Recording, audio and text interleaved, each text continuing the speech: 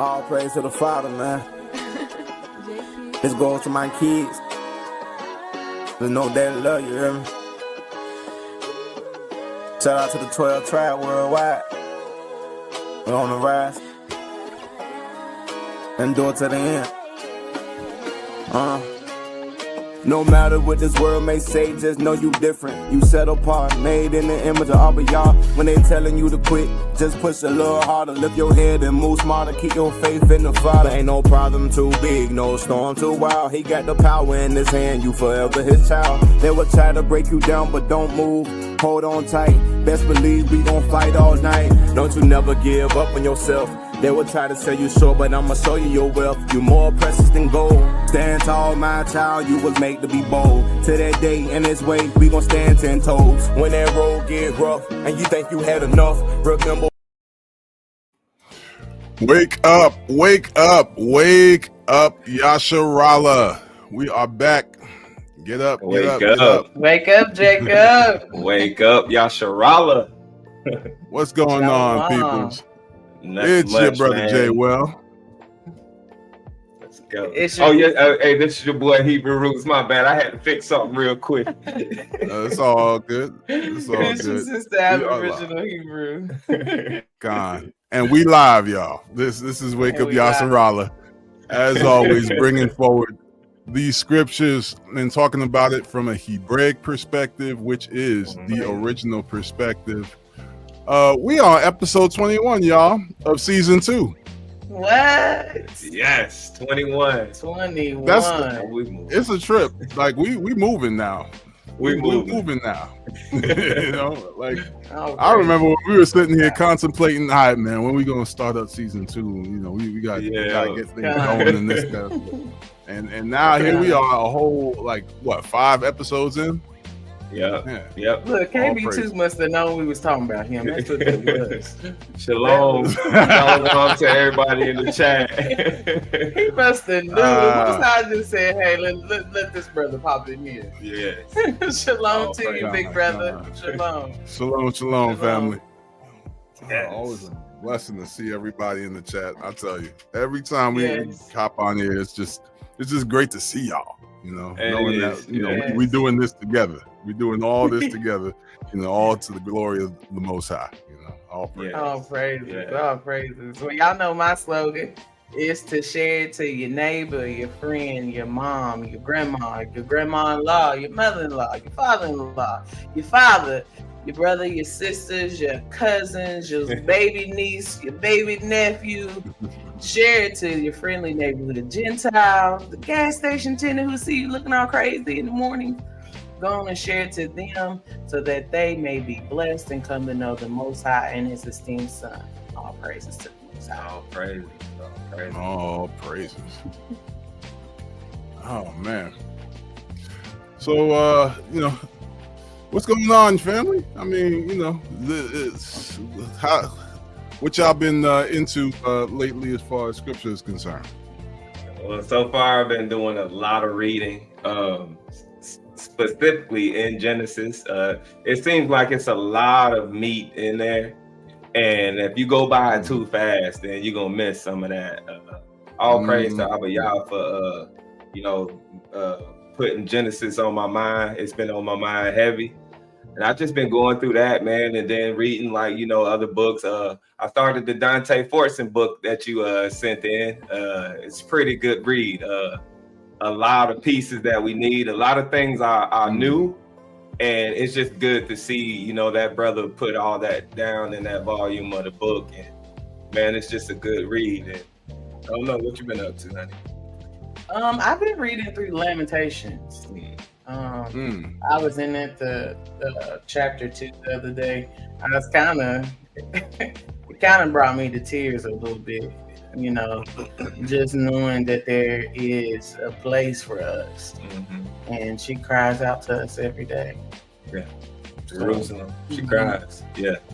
So hey, that'll be nice for us to touch that. We get that far, Appa willing.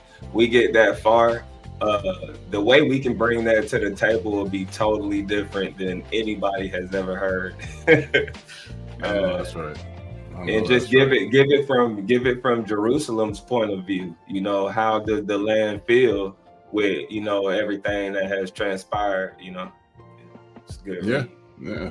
I mean, the simple fact of the matter is the land is languishing without the original folks, you know. And like I said, this is always about things being in a certain hierarchy, and if you don't have a head, you know, over the creation as we were placed in that position, then, you know, the rest of creation kind of goes off, you know, without any real clear direction. I mean, we see that in examples of families where, you know, the man may not be, you know, active in the family structure, and, you know, things can go off the rails. It makes it tougher for the overall family to, you know, walk the way they think they're supposed to walk.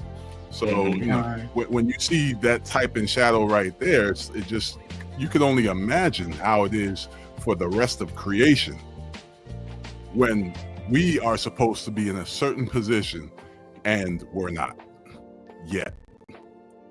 Yes. But those dry bones are rattling. Yes. And that Lamentations chapter 1 and verse 3, you know, it hits hard, especially when you understand the things that have, like I said earlier, transpired within our nation, and, you know, our ups, our downs. But I'm gonna read that, and it's the book of Lamentations chapter 1, starting at verse 3. It says, Yahudah is gone into captivity because of affliction and because of great servitude. She dwells among the heathen. She finds no rest. All her persecutors overtook her between the straits. Now that hits so different when you actually understand.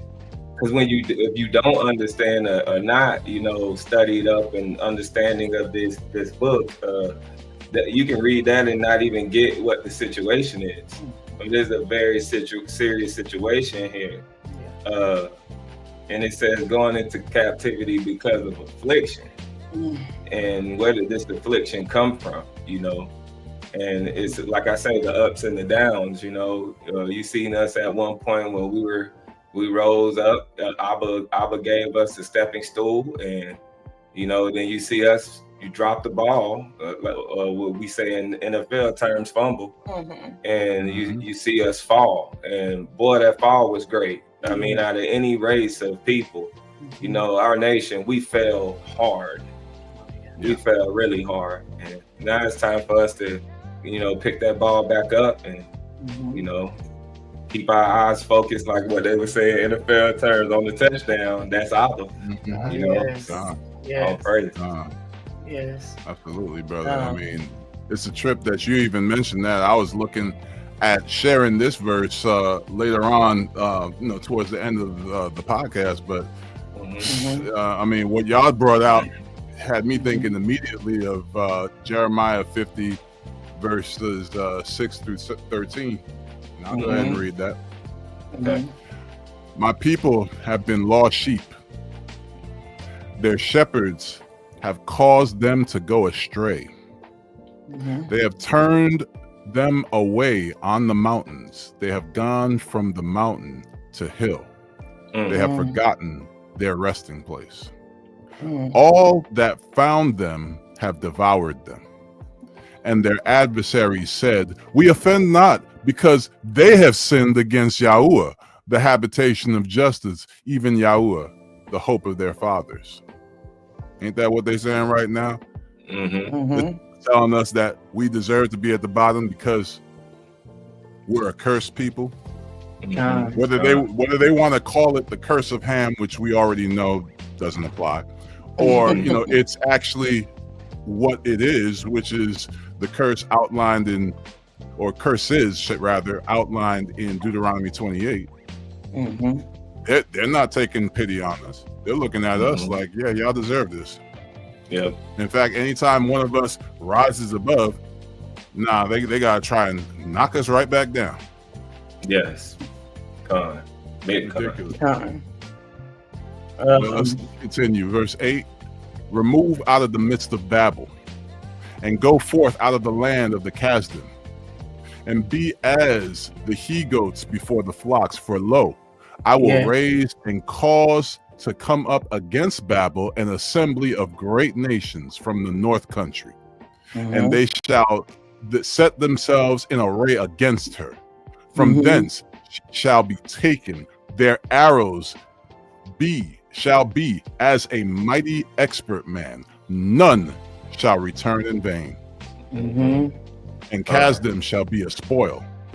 All that spoil her shall be satisfied, says Yahuwah, because ye were glad, because ye rejoiced, O ye destroyers of my heritage, because ye are grown fat as the heifer at grass, and bellow as bulls. Your mother shall be sore confounded. She that bore you shall be ashamed. Behold, the hindermost of the nations shall be a wilderness, a dry land, and a desert. Because of the wrath of Yahuwah, it shall not be inhabited, but it shall be wholly desolate. Everyone that goes by Babel shall be astonished and hiss at her plagues. All praise to the Lord. All praise. All praise. Oh, praise. That different, done. Yes. I mean, and I implore you guys to continue reading in that. Verse 20. That right there. Don't hit that. Look, this is for them who obey the voice of the Most High. God. In those days, and in that time, says Yahuwah, the iniquity of Yasharal shall be sought for, and there shall be none. And the sins of Yehuda, and they shall not be found, for I will pardon them, whom I reserve. My goodness. You better be found worthy. He said he's going to pardon you if you endure. So for those that wondering, hey, you better start cleaving, because he ain't going to be pardoning everybody. Come on. Because what's he saying? What is it? Amos, Zechariah, Zephaniah? What he going to do to these other nations? He going to destroy. Oh yeah. So, you mean Amos when he said for 3 transgressions and for 4, and even for 4. I will not turn away judgment. No, who's gonna plead with the Most High, telling him what he need to be doing? Which one of y'all gonna go before the Most High and tell him what he should and shouldn't be doing? Yeah, you know they ain't gonna bring Mr. Toupee. He ain't gonna do it. Mr. Toupee. Because the elite, they shake and tremble at the thought of the Most High. Them demons do. They got enough issues as is right now. They got issues just even staying in government. Because right now, some of them are quaking in their boots at man. You over here scared of men, scared of these so-called Epstein files and whatnot. Like, y'all scared of that. We got an Elohim. Come on. We got an Elohim that knows more than just your Epstein files. He knows every single file. He has a file on everything you did in your life. But you scared of man instead. Come on now. Can't make this up. See, they fear the Most High. That's why they make them bunkers and trying to go out of space and underwater and in the mountains and all this kind of stuff and underground. But see, it's the regular man who run around here acting like they don't know. But that don't get away from Abba. In the scripture, I can't remember the book right now, but he said even them that run into the clefts of the rocks. He even said them that worship the starry host. Come on, all of them. Like you will not be able to get away from my indignation. That's just what it is.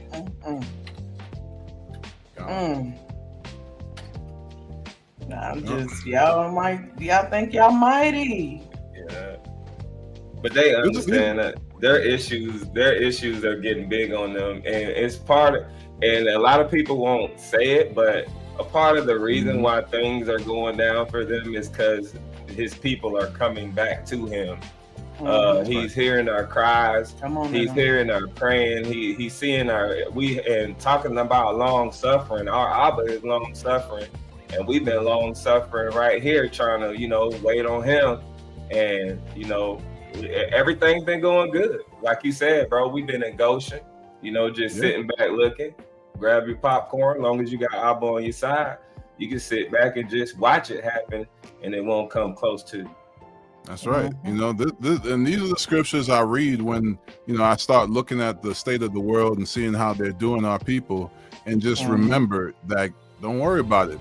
Be careful for nothing, but in all things through prayer and supplication with thanksgiving, let your requests be known to the Most High. Don't worry about it, because all of this, first off, you just keep staying connected to the Most High. Stay connected to Abba. Secondly, all of this is prophesied what's going to happen to them. Because they ain't seeking the Most High. They're seeking more and more surplus, because that's what they have. They have surplus, and they're seeking more surplus, and all that's going to burn up. I mean, ultimately, it's crazy when you think about how perfect these things have been prophesied. I mean, I'm looking at Revelation 18 right now, and it's like, anyone that even skimmed through the Bible and read this, they should be quaking in their boots. That part. Real quick, let me read a little bit of this.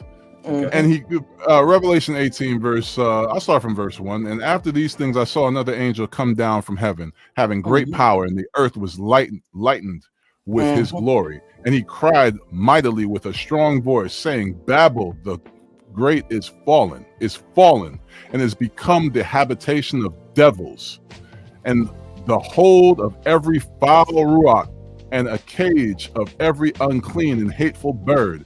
For all nations have drunk of the wine of the wrath of her fornication, and the kings of the earth have committed fornication with her, and the merchants of the earth are waxed rich through the abundance of her delicacies. And I heard another voice from heaven saying, Come out of her, my people, that ye be not partakers of her sins, and that ye receive not of her plagues. Stay in Goshen, y'all.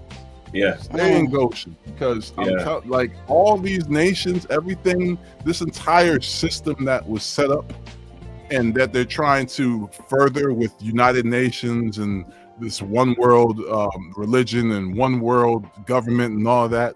It's going to backfire. It's all going to be destroyed. These are the birth pains, but it's not going to work. So as you see these building blocks starting to go and get put in place, stay away from that. It's not going to be to your benefit. They'll try and make it. They'll try and force it to be in your benefit. But as benevolent as it may seem, there is a malevolent force behind it all. And that's the thing. Again, we as a people, that the ones that the Most High is preserving, and that's the ones who know the love of the truth. You got to understand, these are the things that we praying for.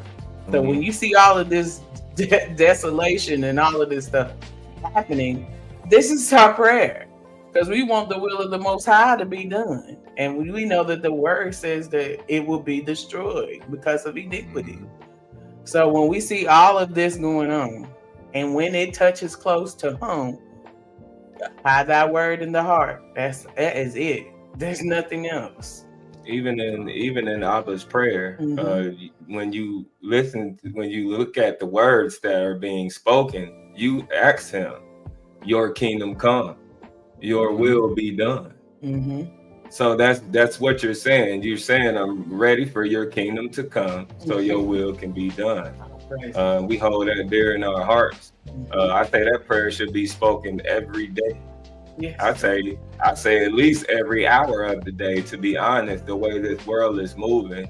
And we in this country, so we do see everything that's going on, what these people are talking about, what this group is talking about, and the one group with that just make me shake my head all the time is the Dems did it, the Dems did it, they did it, they did it. Oh yeah. And somebody stole my Oreo. It was the Dems. They did it. It was the Republicans. They did it. You know, and I'm looking like, do y'all not see that y'all are just gearing up and getting ready for when the Antichrist to come? You just gonna grab right onto him. You gonna hold his hand. That's all you're gonna do. Even with the guy who got unalived in front of everybody. You know, the way they reacted with that situation, I'm like, you know, y'all just willing to you'll rock with anybody as long as they say something that itches your ears and it makes it sound so good, and it, you know, and they rallying up everybody behind it, and you just getting ready, you just setting yourself up for the Antichrist. As soon as he come on the field, you ain't even gonna tell the difference. You gonna jump right on to it. Yeah. You know, and they be saying, well, he saved a lot of taxes for the American people. You know, it'd be stuff like that. You know, it ain't even nothing that's really serious for real. Like, and they say this is life. This is not life. When I look at other countries, I'm like, wow, look how relaxed they is. Yeah. I mean, there are small. I know they got stuff they're going through, but look at not what we're going through. Like, look at how lax they are, how their government actually takes care and helps. You know, it just shows you, like, if Babylon is everywhere, we know this for sure. But the heart of it is right here in the United States. That's how I feel. Yeah, I would agree with that. I mean, ultimately, as you stated, this place is really setting things up for people to be ushered into that beast system. You know, once these little, right into Hasatan's hands. I mean, once these little conveniences that we have start to get stripped away, and they're repackaged back as benefits, you start to see how these things wind up becoming almost like a drug to those who need them. You know, whether it's SNAP benefits or something else. And I'm not saying anything bad about people that utilize these elements. You know, more power to you. You know, however you can live your life. You know, because I understand that some of us are more blessed than others, and some of us may be in a situation where we need those things. But be careful, because once you start to make a god, make a mighty one out of these things that you need, or rather, should I say, things that you want, because you don't really need it. You could figure out other ways of surviving without these things. It's just you're used to it. There's a lot of things that we have that we don't need. I've been looking around and contemplating just stuff that I have and thinking, I don't need that. I don't need that. Me too. I don't need that. I need to start getting rid of stuff. Because it's like, why should I be attached to it? Why do I need to be attached to it if this world, first off, you're not guaranteed the next breath. Secondly, even if you're in a situation where you're trying to take care of your people, it's like you don't, if you are following Abba's will rather than your own, he's going to guide you to everything that you need. The other things that you want, sure, okay, cool, you might want it, but it's not going to be a deal breaker. You're going to learn how to live without it, you know. And these days, I really fear for the those who are in the, you know, coming up, the youth, because a lot of these, you know, things that we have and take for granted, they almost see it as I need it, and it's like, no, you really don't. It's almost like our generation is the last generation where we were able to live without these modern amenities. Yes, and those things can definitely become a god if you don't watch yourself. That's true. Yeah, that's how I feel. Like, you know, what they call the quote unquote millennials. Like, you know, it's pretty because, you know, we come in a generation where you used to have to write letters. Put a stamp on it and send it off if you want to talk to somebody. from far away, or knowing when to make long distance phone calls, like those kind of stuff. Well, could still write in cursive. I can still write in cursive. I've been meaning to, since you brought that up there, I've been meaning to start teaching my children how to write in cursive too, because that is a lost art form. If you can still write in cursive, I implore you to teach your children. The generation of the 90s. Yeah. Is our last starving hope. I gotta say that. Yeah. When I look at, and this is not to put my baby down or nothing, but her generation, my oldest, that generation, you talking about missing marbles? 2,000 babies. But Abba was like, we can't let this happen. So, my two youngest ones, I noticed that a lot of kids their age, being that we have come back to the Most High and trying to be full, one nation with the Most High, I noticed that, they pick up a little bit better than that generation. But I know Abba. I know Abba can change anybody. And I pray for that generation right there, because it's like they're lost to what's real and what's not,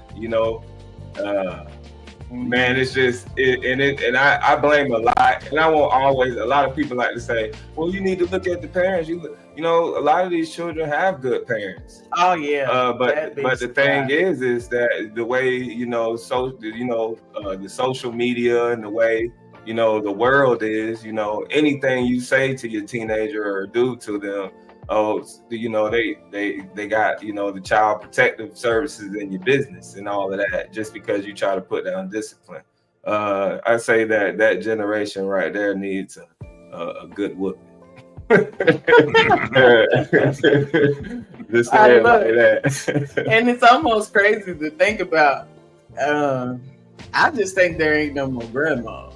Ain't no more big mamas at all. Big mamas in the house. I mean, there's some time when you get sent to your grandmamas, it was like, you know what I'm saying? Yeah, to straighten you out, all right. The problem is that some of these grandmamas are trying to, have their hot girl summer too. So but that's true. Put the Megan knees down. Put the Megan knees down and put on modesty. I see. It's wake up, Yasharawa. I see. Ox said Gen Z. Yeah, Gen Z, man. Oh man. But anyway, unless y'all got something else that y'all want to touch on that. You got something else you want to touch on that? You got a scripture? I do got a scripture. She's been running her finger across this scripture for the past 2 minutes. But bring it out. I implore everybody to go back and read the book of Isaiah. I'm in Isaiah chapter 2, and I'm gonna start at verse 2. And the scripture reads, "And it shall come to pass in the last days that the mountains of Yahweh's house shall be established in the top of the mountains, and shall be exalted above the hills, and all nations shall flow unto it. And many people shall go and say, Come ye, and let us go up to the mountains of Yahweh, to the house of the Elohai of Yaakov, and he will teach us of his ways, and we will walk in his paths. For out of Zion shall go forth the Torah, and the word of Yahweh shall from Yerushalayim. And he shall judge among the nations, and shall rebuke many people, and they shall beat their swords into plowshares, and their spears into pruning hooks. Nation shall not lift up a sword against nation, neither shall they learn war anymore. O house of Yaakov, come ye, and let us walk in the light of Yahuwah.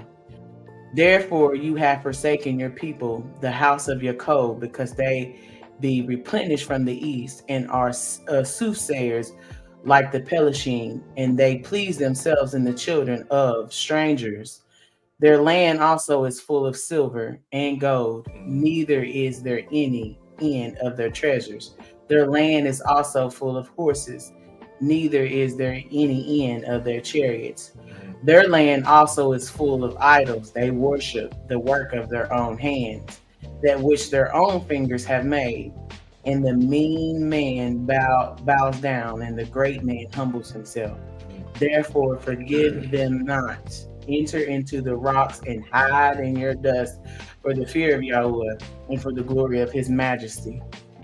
The lofty looks of man shall be humbled, and the haughtiness of man shall be bowed down, and Yahweh alone shall be exalted in that day. All praises. So just, as these times come, this is the stuff that has to continue to take place as it comes. You see it a lot of times when you read through the scripture.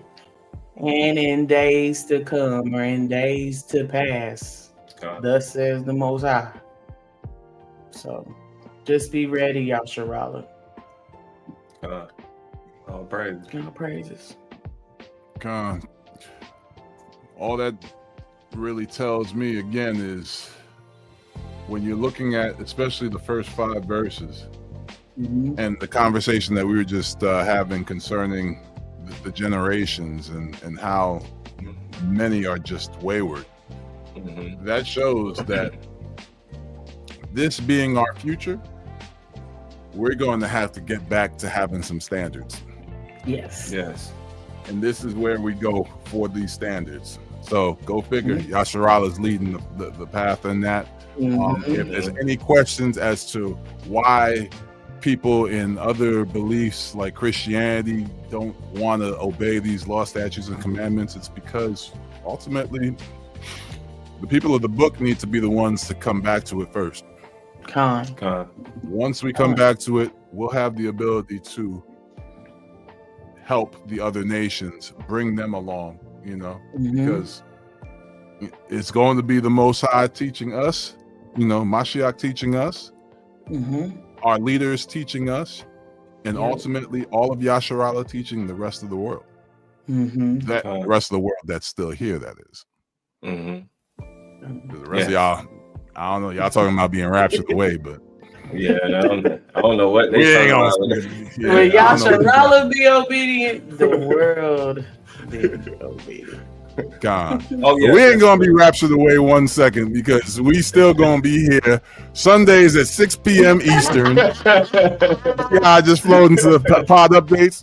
And of course, the recorded portion of the podcast will be available and is available on iTunes, Spotify, Acast, Amazon Music, iHeartRadio, and others. Of course, our social medias. We have Instagram, TikTok, YouTube. Did I see correctly that we're at 323 subscribers now? We're at 325. 325 as of right 325. now. Man. All praise. Yes. We thank you, several people that just joined up. Shout out to y'all. Y'all. Yes, y'all doing it right. Y'all doing it right. I want to give a special shout out to brother. He might not be a brother. Excuse me. Either brother or sister Mari. They just joined the Discord. Shalom to you if you're listening in. Yay. We appreciate you. We appreciate all y'all for joining. And as we said, next when we get to 400 subs, there's going to be another giveaway. So go ahead and spread the word and spread the word. All praise going. And I was wondering, since I got both of my partners here, so what about us giving like a season 1, season 2 recap kind of, where we bring parts of each episode and lead up to where we are. I say we can work on something like that probably towards the end of season 2. Just to keep people caught up with where we are, even though we're about to be going into Exodus, which I cannot wait. But that's just an idea. Thought maybe we could talk about, and see what we could do with that. Oh yeah. God. Hey, I'm for all such ideas. So we'll see what we can do as far as getting that into it, because I do like the idea of bringing people back up to speed. So no doubt. I think we can manage that. Cool. All praises. All praises. Yeah. Also adding on, this is the as you see right here. Anybody interested in joining that Discord, go ahead and utilize that QR code that you see up there in the upper left-hand corner. That is the QR code for the Discord. For Spotify, you're going to be using this one for those who are interested. And for iTunes, you're going to be using that one. So, if there's one that you want to use, just don't go ahead and pause the live screen, run it back, and you got access to it. Trust me. Yeah. All praises. And as always, we appreciate any and all donations. You can cash app us at Wake Up Yasharala 2. And, we're going to be doing this regardless. For the Most High, we are thankful for anyone who's supporting us, whether it is, just sharing live, sharing videos, liking videos, listening to the podcast itself on any of these platforms. We appreciate all of y'all. Yes. Oh, yes. And shout out to our moderators. Shout out to Sister Meek. She's always putting the scriptures down in there. Thank you so much, sis. We appreciate you as well. All praises. Yeah, absolutely. All right, family. So let's go ahead and move on to the recap now. Okay. All right. So let's see. As of last week, the Most High made it clear what the expectations of Yitzhak was. And Yitzhak went on to be obedient and walk in his father's footsteps. And what was the result of doing such? Well, Abimelech made it clear to his people to leave Yitzhak alone. Oh, he sure did. He's like, look. Cause this man no harm. Because if you do, the Most High gonna come down on you. We believe in his Elohim. Basically. Because look, I don't know if he had flashbacks of what happened with Abraham or not, but he didn't want to fool around and find out. So, shout out to Abimelech for being smart in that regard. He was like, nah, I ain't gonna mess with his Elohim. It ain't gonna happen. Shoot. God. Messing around with them, that's on the penalty of death. I wouldn't want to do all that. Oh, yeah. And let's see, we also, go ahead, too. Just the simple fact is, Isaac was blessed. Nothing happened. There's things that transpired, but he really was. When the Most High said you'd be blessed in the land, he really was. He was the seed of promise. I mean, you don't really hear that besides Esau giving him woe. Other than that, he pretty much prospered everywhere he went. Yeah. That was the part I actually wanted to bring out too. I mean, verse 12 really speaks on it.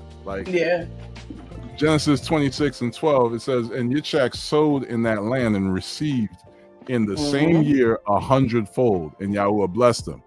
Now, reading a verse like that can be easy to ignore without context. So I actually did a little quick study and regarding sowing seed and what type of returns that you would get for crops and whatnot. The standard yield of seed sown for cereal crops is 2 to 5 times the amount of seed that you sow. For legumes, 3 to 4 times. Most vegetables, you're looking at 5 to 10 times the amount that you actually sow. Yitzhak got 100-fold. All because he had true faith and was thus obedient. And that was just grain. He also had flocks, herds, and servants, just like his father.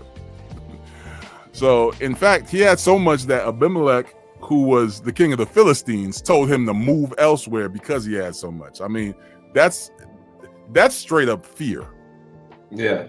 That is fear. And it's well warranted, because if Yitzhak wasn't obedient to Abba, but decided that he wanted to do his own thing, he could have been a serious threat.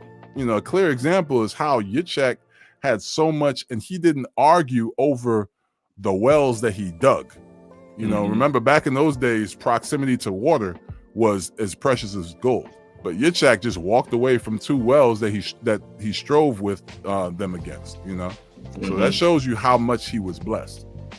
Yes. And I do see what you mean with the fear too. In Genesis 26 and verse 28, and they said, "We saw certainly that Yahuwah was with you." And we said, "Let there now be an oath betwixt us, even betwixt us and you, and let us cut a covenant with you, because if we don't, it's gonna end two ways." Yahuwah gonna get us, or Yahuwah gonna get us. Just like that. You know what I mean? Exactly. So, exactly. Yep. Gotta let the man thrive. Gotta let him live. Hey. And he was blessed too. That's how you know, like, when this blessing passed down to Yitzhak, Abba was like, "Look, and I'm gonna do everything I did for your father for you, because I love your father." You know. And we thought about something too. Back when him and Abraham and he was about to get sacrificed. In Jasher, it speaks of, you know, him coming across Hasatan and him trying to stop that situation from happening.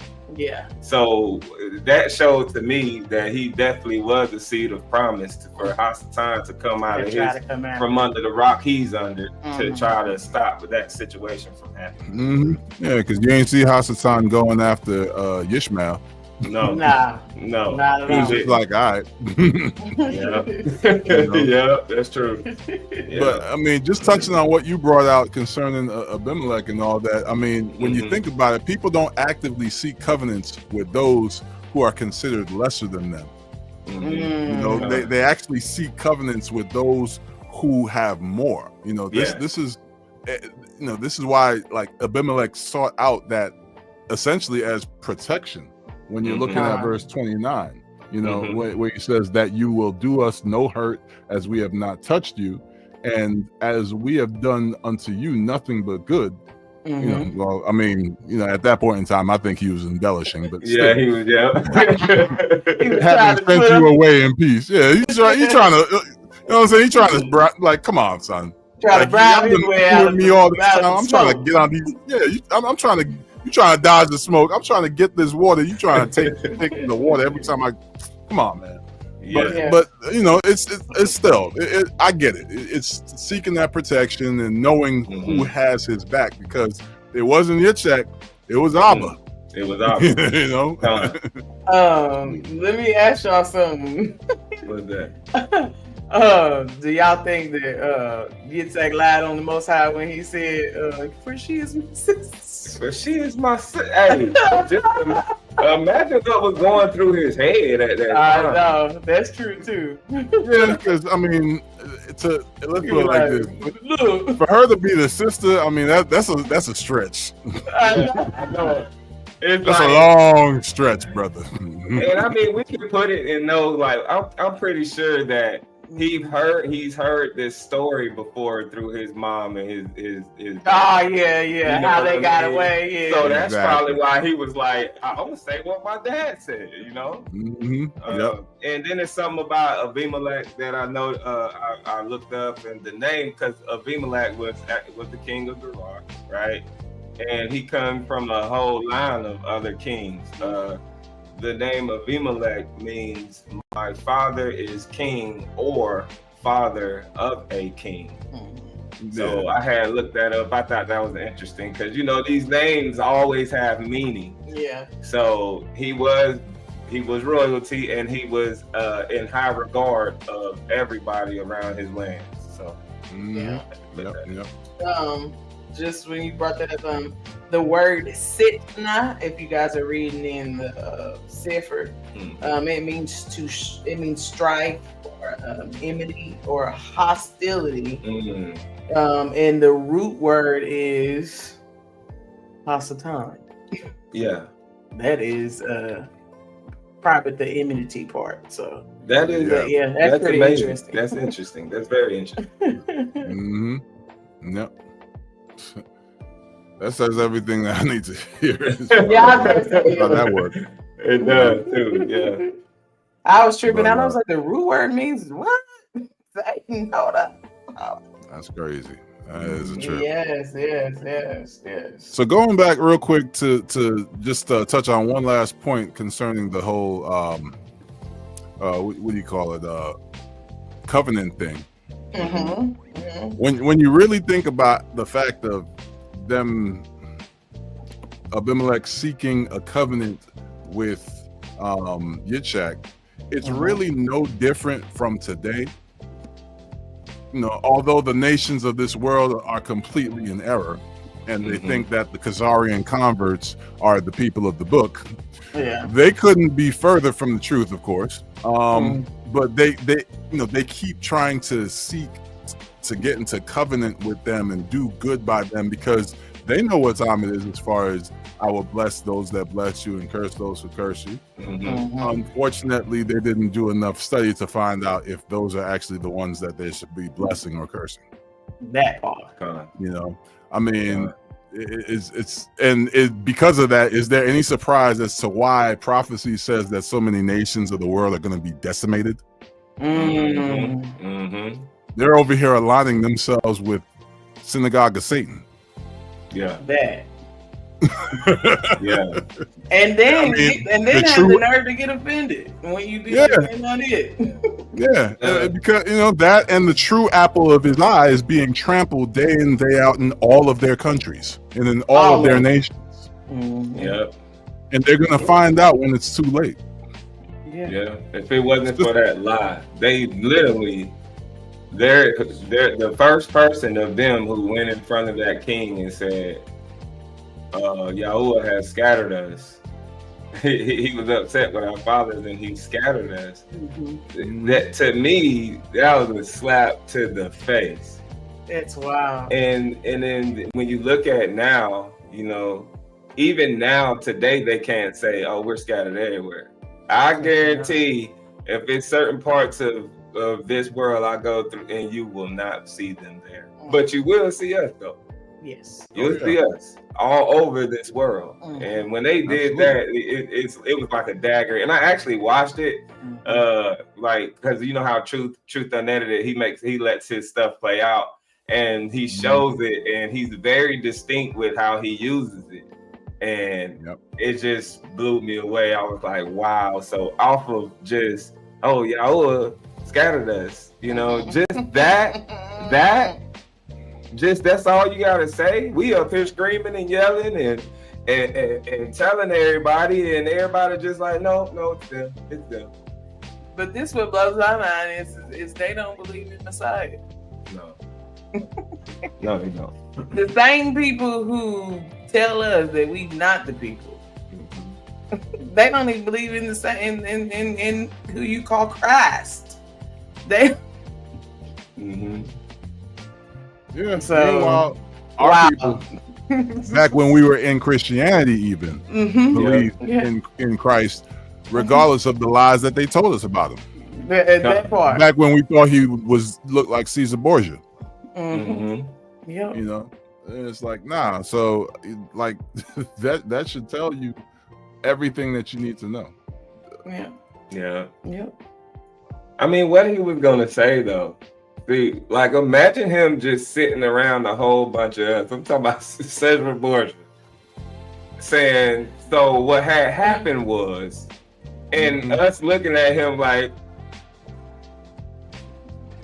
what you talking about, Willis? if they know the story, and I don't even think they take the chance to even say, well, let me do a deep search of this image that I have been told all this time, because people keep saying, oh, well, don't matter. Okay, cool.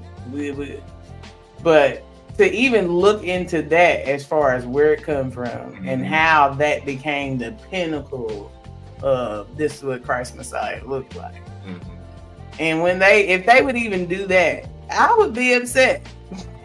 I would be so upset if just to find, I don't know. When they say that they're the tribe of Judah.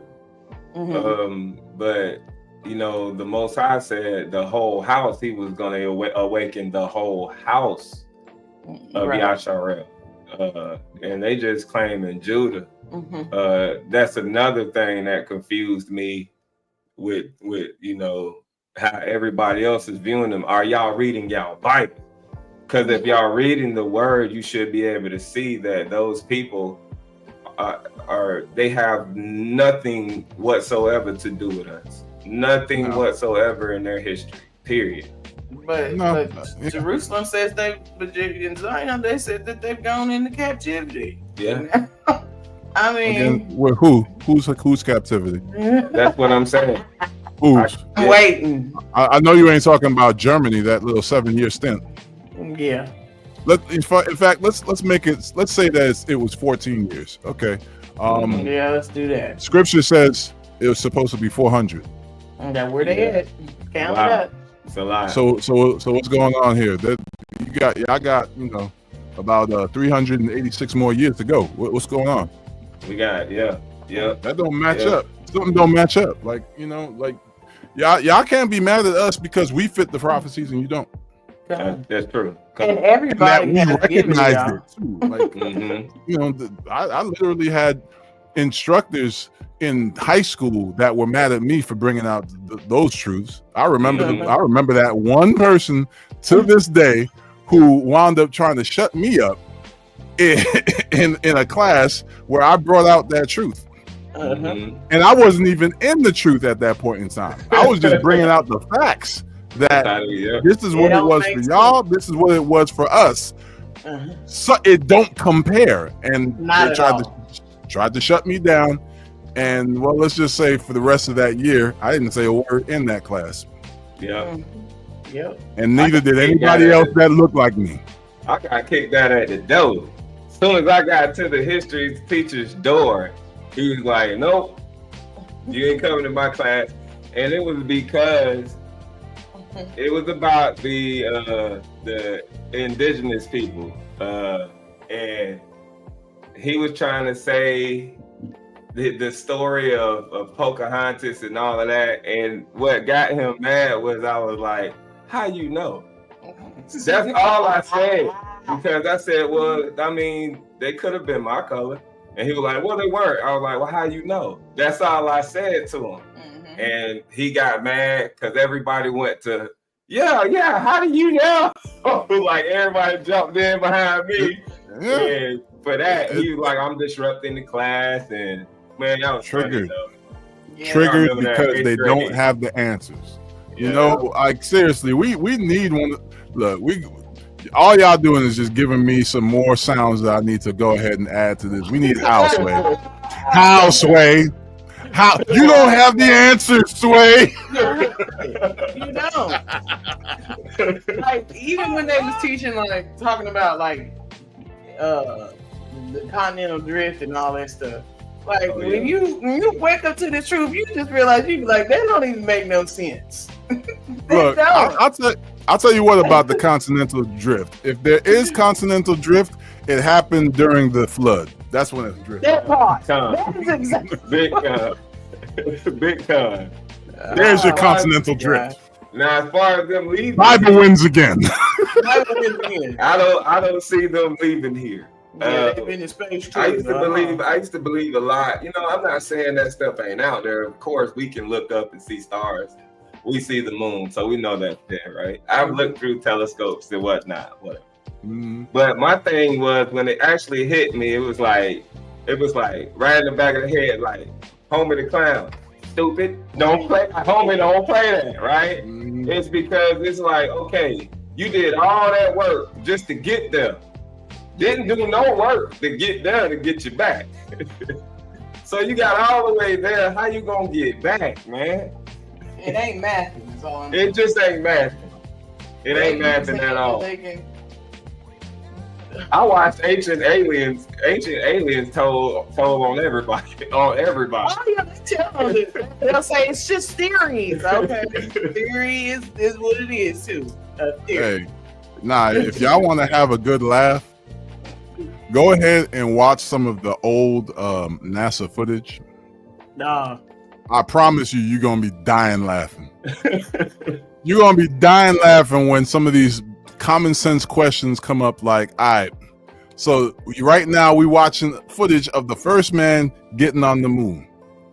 How is it that there's a camera showing the first man landing on the moon? Make it make sense. And that camera it's not a part of that actual spaceship. Who's holding the camera? Whose video? That's funny. How did the president call them up on the using a telephone back in the 60s? Really? Really? What? Did y'all just use AT&T? Oh man. Is that it? Verizon back when it was 1G? When y'all look, and that's just a small portion. When y'all realize money is really a figment, is monopoly money, and is a figment of your imagination, you mad. Yeah. You're gonna be mad. You're gonna be like, what are we doing this for real? The landline, exactly. Hey, with the rotary.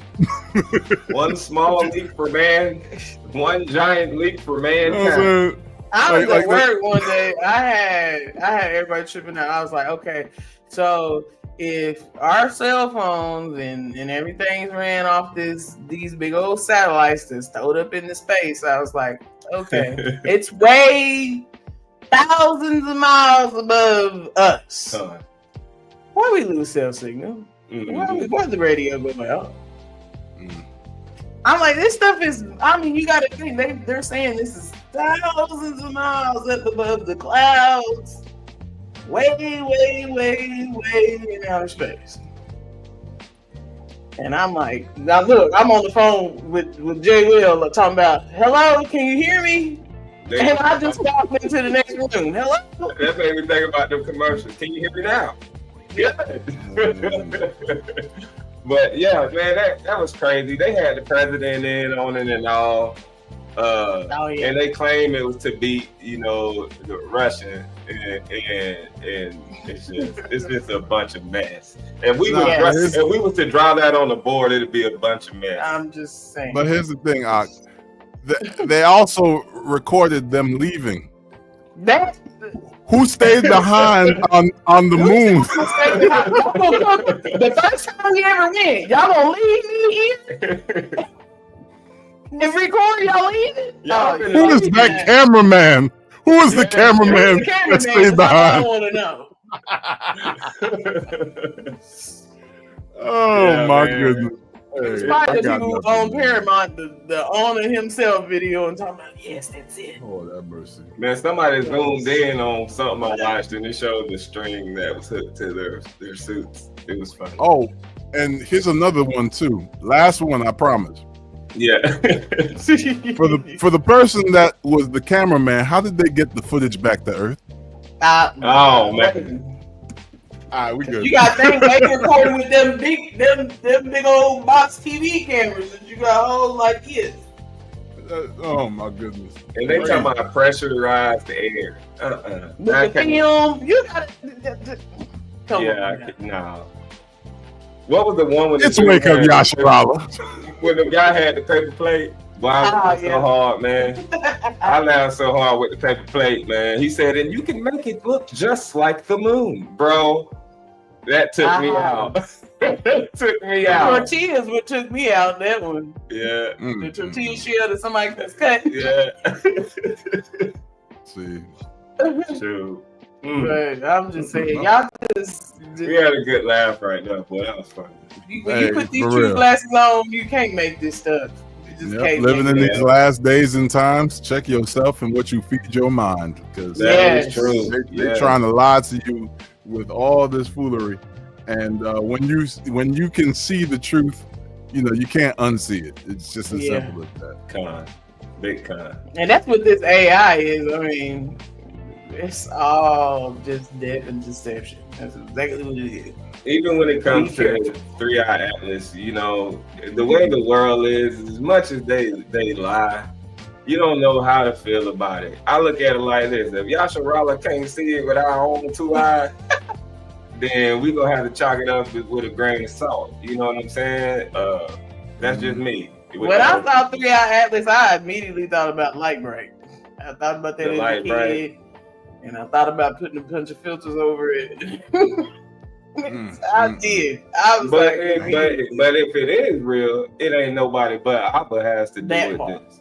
It ain't got nothing to do with man. Yeah. 666. It ain't got nothing to do with man. I promise. But I don't know if y'all got anything else. If not, we can head on into these scriptures. Yes, ready for the scriptures. All right, let's go ahead. It's a decent one too, ain't it? Hey, we got like a 10-minute one this time, right? Yeah. Oh yeah. This is actually one of my favorite episodes. Me too. Yeah. You know, I mean, everybody that was on this did an incredible job. Yes. They did. Yes. True indeed. Alarm clocks and coffee cups. Get them in the chat, y'all. And we're about to get into it.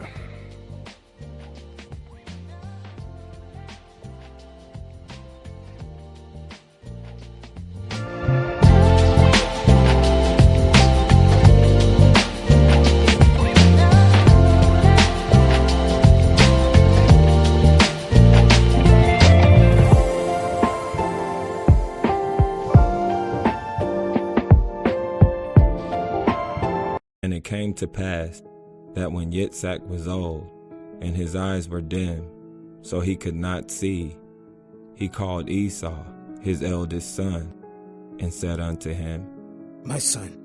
And he said unto him, Behold, here am I. And he said, Behold now, I am old. I know not the day of my death. Now therefore take, I pray you, your weapons, your quiver, and your bow, and go out to the field, and take me some venison, and make me savory meat, such as I love, and bring it to me, that I may eat, that my soul may bless you before I die. And Rivkah heard when Yitzhak spoke to Esau his son, and Esau went to the field to hunt for venison, and to bring it. And Rivkah spoke unto Yaakov, her son, saying, Behold, I heard your father speak unto Esau your brother, saying, Bring me venison and make me savory meat, that I may eat, and bless you before Yahuwah before my death. Now therefore, my son, obey my voice according to that which I command you. Go now to the flock and fetch me from thence 2 good kids of the goat, and make them savory meat for your father, such as he loves. And you shall bring it to your father, that he may eat, and that he may bless you before his death. And Yaakov said unto Rivkah his mother, Behold, Esau my brother is a hairy man, and I am a smooth man. My father perchance will feel me, and I shall seem to him as a deceiver. I shall bring a curse upon me, not a blessing. And his mother said unto him, Upon me be thy curse, my son. Only obey my voice, and go fetch me them. And he went and fetched, and brought them to his mother. And his mother made savory meat, such as his father loved. And Rivkah took goodly raiment of her eldest son Esau, which were with her in the house, and put them upon Yaakov her younger son. And she put the skins of the kids' goats upon his hands, and upon the smooth of his neck. And she gave the savory meat and the bread which she had prepared into the hand of her son Yaakov. And he came unto his father, and said, My father. And he said, Here am I. Who are you, my son? And Yaakov said unto his father, I am Esau your firstborn. I have done according as you bade me. Arise, I pray you, sit and eat of my venison, that your soul may bless me. And Yitzhak said unto his son, How is it that you found it so quickly, my son? And he said, Because Yahuwah Eloheka brought it to me. And Yitzhak said unto Yaakov, Come near, I pray you, that I may feel you, my son, whether you be my very son Esau or not. And Yaakov went near unto Yitzhak his father, and he felt him, and said, The voice is Yaakov's voice, but the hands are the hands of Esau. And he discerned him not, because his hands were hairy, as his brother Esau's hand. So he blessed him, and he said, Are you my very son Esau? And he said, I am. And he said, Bring it to me, and I will eat of my son's venison, that my soul may bless you. And he brought it near to him, and he did eat. And he brought him wine, and he drank. And his father Yitzhak said unto him, Come near now, kiss me, my son. And he came near, and kissed him. And he smelt the smell of his raiment, and blessed him, and said, See, the smell of my son is as the smell of a field which Yahuwah has blessed. Therefore Elohim gives you the dew of heaven, and the fatness of the earth, and plenty of grain and wine. Let people serve you, and nations bow down to you. Be prevalent over your brethren, and let your mother's sons bow down to you. Cursed be everyone that curses you, and blessed be he that blesses you.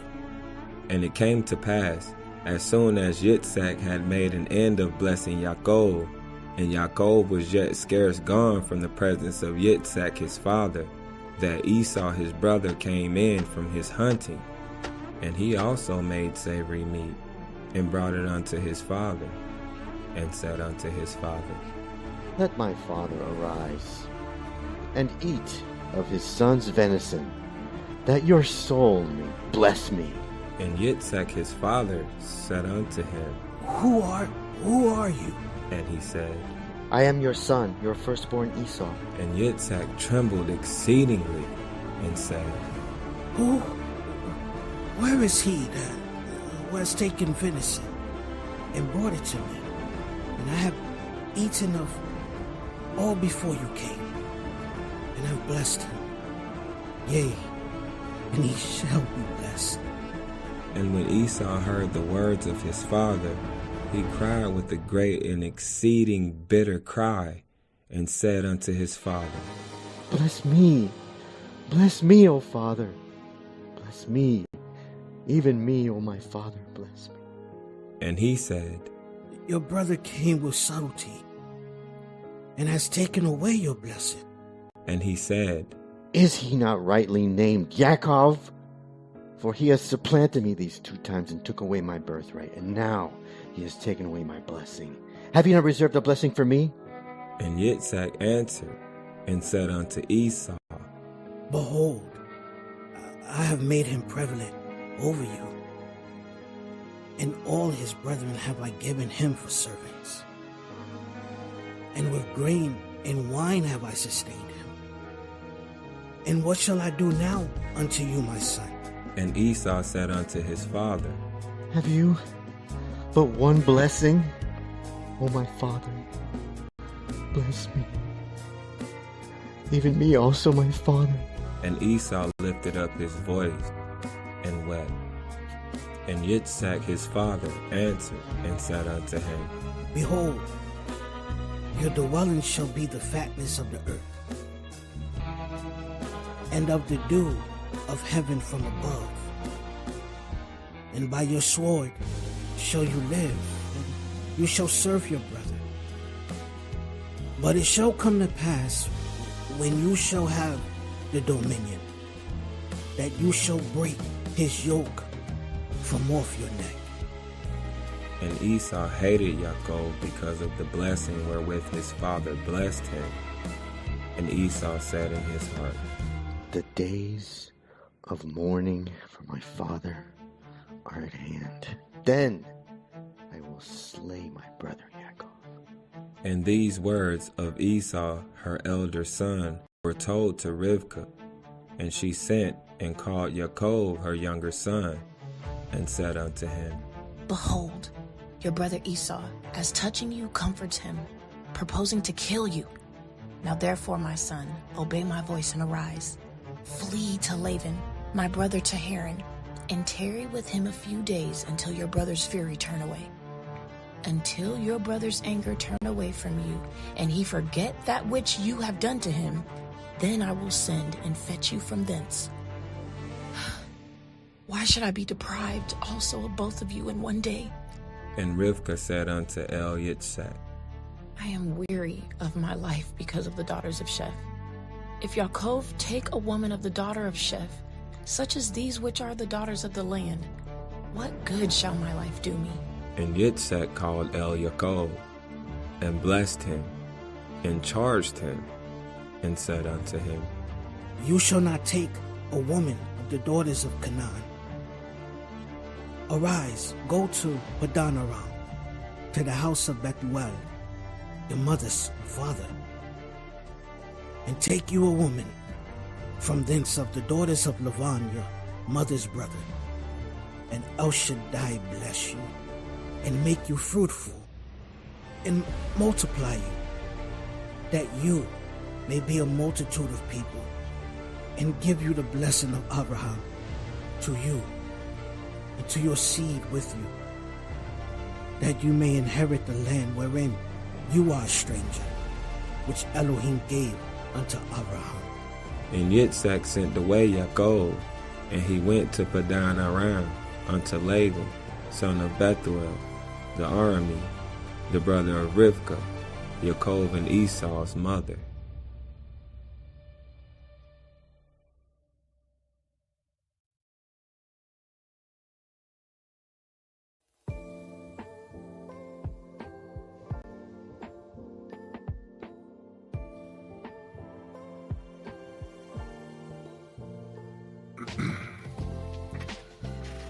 All right, we are back.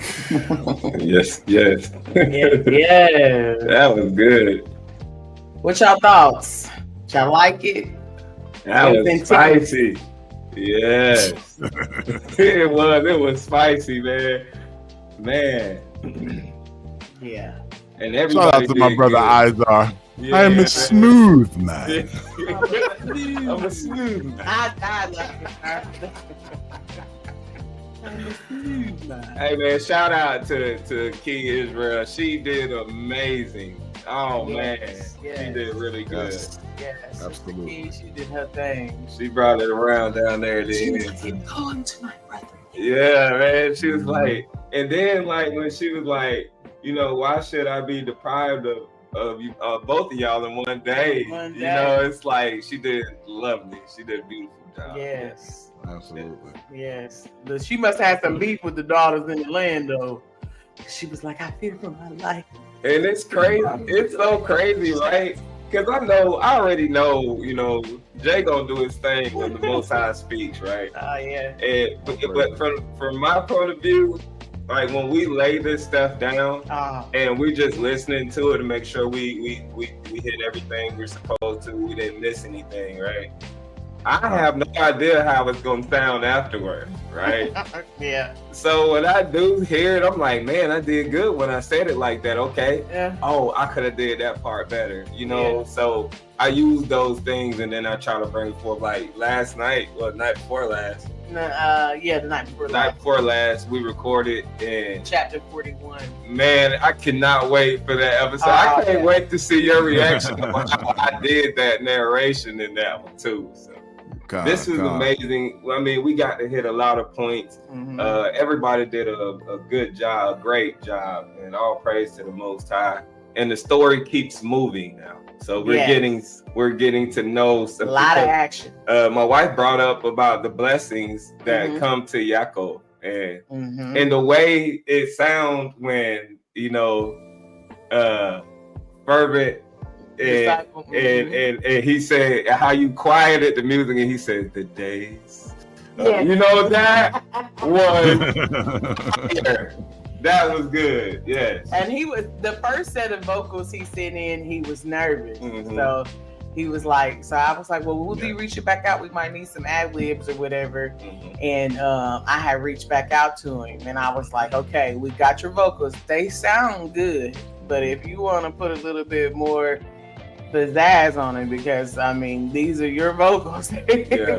You know, people are gonna know this is you. So he was like, are you sure? I'll do it. Let me do it one more time. So the part where he's upset right there, these were the second set of vocals, and he just kind of let it just flow. And I was surprised. I didn't know what to do with it. When I first heard it, it was a kind of a shock to me. And then I sent them over to Jay, and Jay reached back up, was like, my wife said these is fine. I put a little music in the background. Yeah. Hey. So yeah, it sounded absolutely good. Yeah. Shout out to a fervent disciple. Like, look, that brother, he did an excellent job. I mean, he's typically quiet on TikTok, but he runs some lives every so often, and he's bringing out the truth. But man, that brother did an excellent job. Yes. This is what I'm talking about when I say, this isn't just reading the scriptures. You putting some stank on it. Yeah. Go ahead and clap into your inner, vocal actor and just, bring life to the actual to the word and what's being said. And he did an incredible job. I love what my brother Izar did as well. Excellent job. He literally carried the entire episode because you were just hanging on every word she was saying. Yes. So again, incredible job, sister. Incredible job. Yes. And of course, brother Gabar. Oh yeah. Oh my. And he put his old man voice on. I wasn't expecting that because he had messaged us a few times too. He messaged Chris. He was like, are you sure? I'm trying to figure out how to kind of approach it. I was like, well, the times that I have written at the top of the text, like he's older in this. I was just expecting him to go with his regular voice because we can fly with just his raw vocal, just him just talking. And then he come back and he had the little old man voice. I was like, yes. The old man voice, and even just the cadence, because it wasn't a straight read. Like he would slow down and then speed up and then slow down again, as if he was stuttering or trying to catch his mind or something like that, which is indicative of an older, Yitzhak, and like perfect, just picture perfect.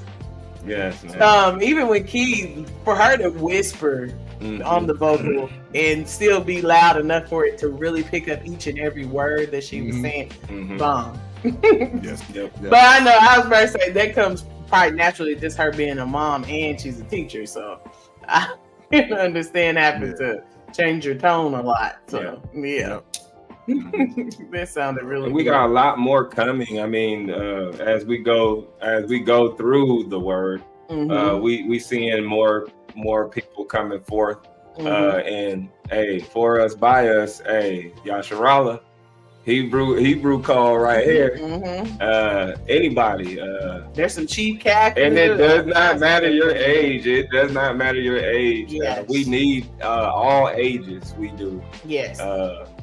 It'll be easier on us, and it sounds better when it's a real person than when we have to put AI in certain spots. But other than that, it's amazing. I love it, man. Just full steam ahead for real. Shalom to everybody again in the comment section. Shalom to Simone. I see you. Shalom, sis. But I was just the vocal. And again, I had Jay and Hebrew laughing because I was like, "This sounds like Bridgerton." It sounds like something. That's a little something that I kind of have binge watched, but yeah. But I never watched it. It sounded really, really good. Most of y'all fellas are probably like, "What is Bridgerton?" Yeah. But it's really, really good. I implore anybody to if you feel like that it's something that you're interested in, just do it. Just reach out and we'll figure out somewhere to put you in. Just do it. These next couple episodes yeah, they are. Y'all think this is good? As we continue on. It gets better and better. Yeah, because Jacob gets to leave and it's fun. Yep. As you can see, we're excited over the next few episodes. I'm just saying. The audio speaks for itself. It does. Like when I was going through my notes and stuff today, I was just like, this audio just speaks for itself. Like, there's so much to just touch and talk on. Even when we talk, when we're reading and they're talking about the blessings. Another thing I noticed was just came to my mind was Ephraim and Manasseh, because Joseph was like, no, you need to bless was it Ephraim? Yes, you need to bless Manasseh. Manasseh's the first one.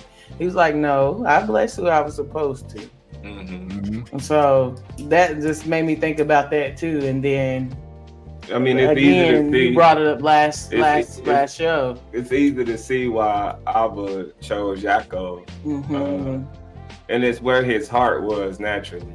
Yes.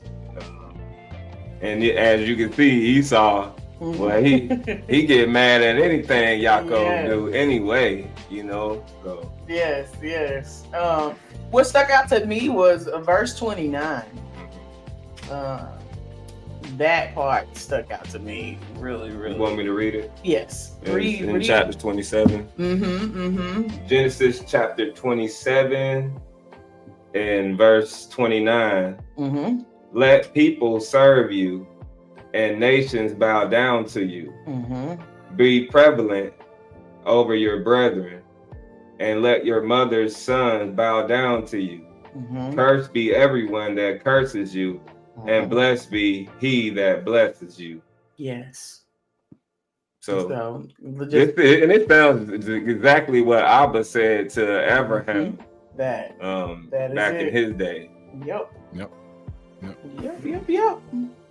That's one of those things that keeps repeating itself. This is where, you know, Abba keeps reminding how this is going to go, you know, and this is the beauty of being in covenant, is that he's going to give that reminder to each generation of how this covenant is supposed to work, and how you know, on both sides, what his responsibilities are, what our responsibilities are. You know, when you're really looking at it holistically, it's actually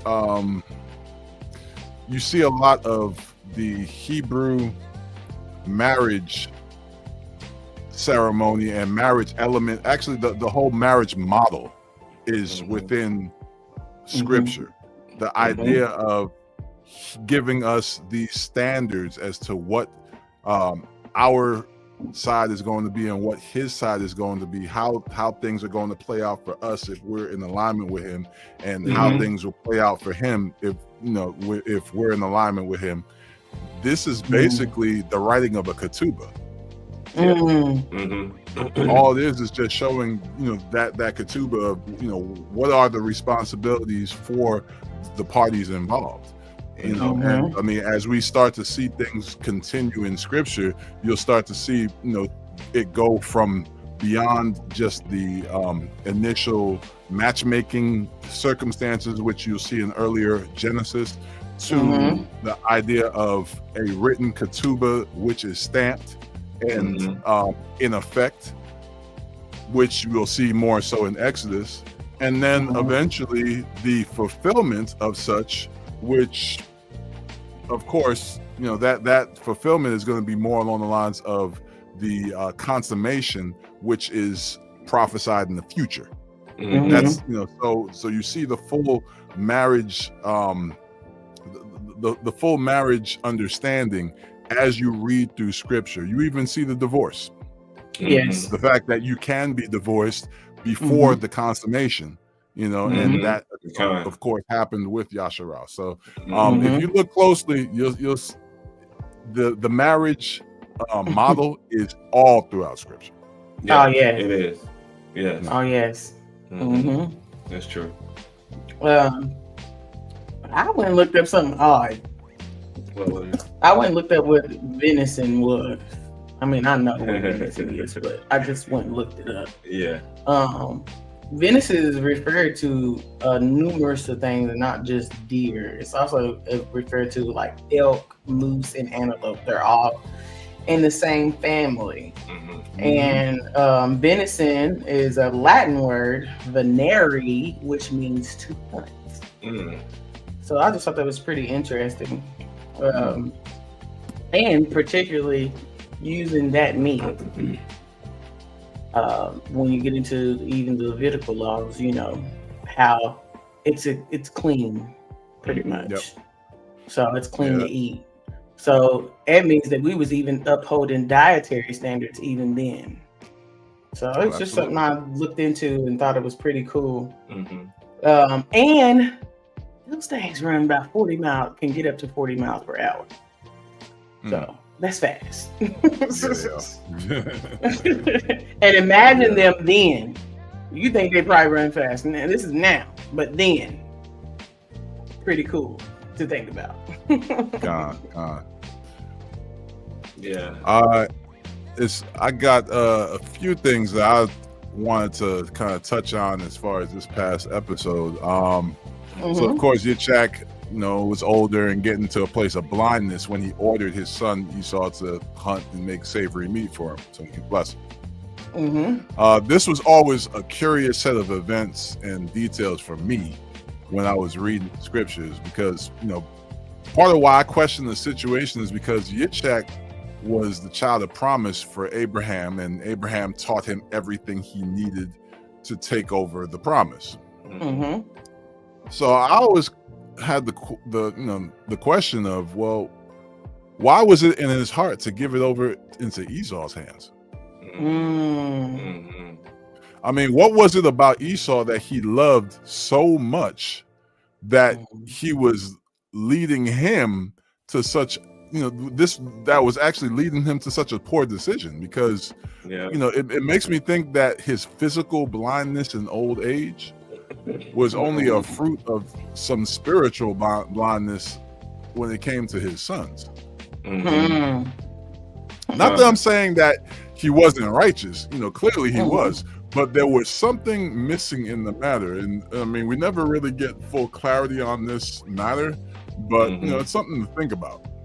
Now, Rivka, on the other hand, could see, though. She knew what kind of men her sons were. She knew what type of men her sons were. And most important, she got confirmation from Abba. So she knew how this was going to play out. Interestingly enough, Rivka was the one that devised the deception.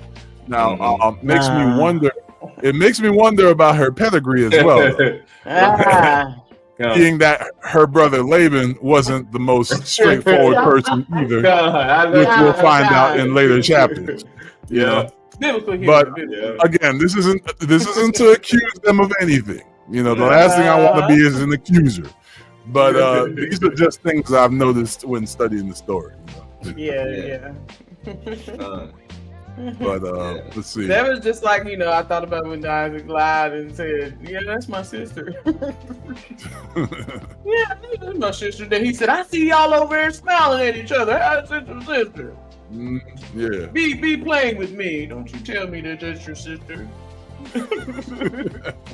I know you're God.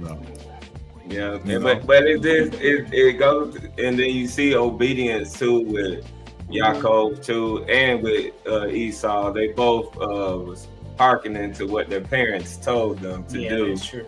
And I noticed that as well. It's another thing with the new generation. You got to start listening to your parents. It can turn out good for you. And you got to listen to your parents, or else it can turn out bad for you. You know what I'm saying? So it seemed like Esau was unruly after all of that too. Like he got worse. Well, it's like, and I can see a sense in Yaakov, like you can see Esau probably bested him out of everything growing up. You can also, and that's another reason. He knew his son Yitzhak knew his son was a good hunter, and he loved when he went and caught a specific thing and when it was made for him. you know, him when he came back from the field, you know, he was like, "Who are you?" You know, but at the same time, didn't he say like, how did Yaakov get to him so fast? Like, how did you get that done so quickly like that? Because you know, when you're coming to hunt, when you're hunting, it takes a while. So, yeah, you gotta see wait these little things, you know, and wait. Hopefully, get the deer or whatever that it is that you're hunting. And he was hunting something specific. He said venison, so you know he couldn't just find anything and just, you know, take it. He had to wait for it. So yeah, you know, something else I noticed too was that there, when a blessing was finna come down, he was about to make him a meal. And in the story with Abraham came back and said, "Make ready quickly, because the blessing and the offering that he was finna go up and give to Melchizedek." When he was telling, well, not Melchizedek, but when the angels was coming to warn him about what was going on in Sodom and Gomorrah. So that made me think about that, and I was like, so anytime something like that was been happen, there's either two things happen. Either there was something that was made, like a meal, or it was an offering finna go up when it comes to the blessings and the promises. This is just something that I had kind of caught when I was reading the text. I caught something else too. In Genesis chapter 27, when we get to verse 20, and it says, and it says, and Yitzhak said unto his son, "How is it that you have found it so quickly, my son?" And he said, which this is actually Yaakov who was talking to him. And he said, "Because Yahweh Elohika brought it to me." So this has to be Abba that put this on Rivka's heart too. Yes. You know, to do this. Yeah. And that's something that I was going to touch on as well. Just the fact that, you know, Yaakov, of course, going through with the deception, but the fact that the Most High was clearly okay with it. Yeah. You know, he didn't warn Yitzhak of what was going on. He didn't warn Esau to tell him to come back sooner. And of course, he revealed these things to Rivka. So, you know, if he had an issue with it, he could have intervened, or at the very least reminded Yaakov of his deception, which he partook in. No, none of that occurred. This speaks volumes regarding the nature of both Esau and Yaakov. The manner of people. You know, he was well aware of Esau's carnal nature and Yaakov's potential. You know, and I mean, we can see this again with their descendants today. You know, just like I asked again, who is more focused on firearms and hunting? Who is more focused on studying the word of Elohim? Who's more focused on success in this world, and who's more focused on making it to the kingdom where all success is eternal? You know, you know, who's more likely to be atheist or agnostic, and who's more likely to have generations of believers, even when we didn't know that we were actually the people of the book. You know, if you focus more on discerning spirits rather, you know, than discerning one's physical appearance, you know, whether it be DNA or bloodline, you'll know all the physical elements immediately by where the spirit dwells. You know, so whatever happens on earth happened in the spirit first. You know what I'm saying? Yes. And then, like last week, I mentioned the name Yaakov means either, you know, heel grabber or supplanter, right? So we look at this spiritually. You know, we are of Yaakov. We are, you know, the seed of Yaakov. And supplanting is what we're going to do to all these nations that's running the world right now. We will supplant these nations. In righteousness, though. Yes, you know, that's the key. then we don't have anything to worry about. That brings me to a scripture. I'm gonna read it from the book of Isaiah, chapter 41. It says, it's starting from verse 8, and I'll read down to 10. But you, Yasharal, are my servant, Yaakov, whom I have chosen, the seed of Abraham, my friend. You know, we love these scriptures right here. You whom I have taken from the ends of the earth, and called you from the chief men thereof, and said unto you, you are my servant. I have chosen you, and not cast you away. Fear not, for I am with you. Be not dismayed, for I am your Elohim. I will strengthen you. Yea, I will help you. Yea, I will uphold you with the right hand of my righteousness.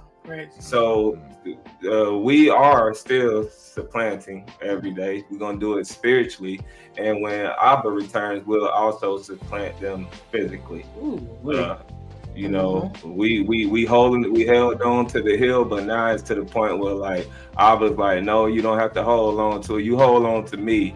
And I'll make y'all path right. Come on now. So, yes. Oh, praise. Yeah. So there's one last thing that I wanted to bring out concerning, the fact that Yitzhak sent Yaakov away to Padan Aram, to Laban's house, to find a wife. To quote him, he said, "You shall not take a woman of the daughters of Canaan." Now, imagine what Esau had to be thinking at that moment. He already went out. He couldn't get a break. First off, his birthright was taken. Secondly, the blessing was taken. Now his father is saying in but so many words, I don't approve of your choice in women, so we're sending your brother away so he could find a good woman. Yep. That's what I think. She said like she had big beef. She was like, I don't want him to take none of these women of his land because these women is crazy. Laban must have had some beautiful daughters, man. Everybody coming from all over to get one of his daughters. Man, must be. But and then what did Esau do as a result? Get married again, but this time to one of Ishmael's descendants. The man couldn't look. The man couldn't win for losing. No, straight up. But we can see the issue. He was impulsive. Yes. He didn't think things through. He just went off of what he felt was right. And how can we tell? Selling your birthright over lentil stew? Come on. Yeah. Marrying a Canaanite without checking first to see if this is acceptable with your parents. Gosh. Then turning around and doing the same thing twice. Disobedient. And later on marrying a Ishmaelite without consulting his parents. It's just bad decision after bad decision with Esau. Yeah. Yep. Because it said it was a grief to Yitzhak and Rivka by the women he chose to marry.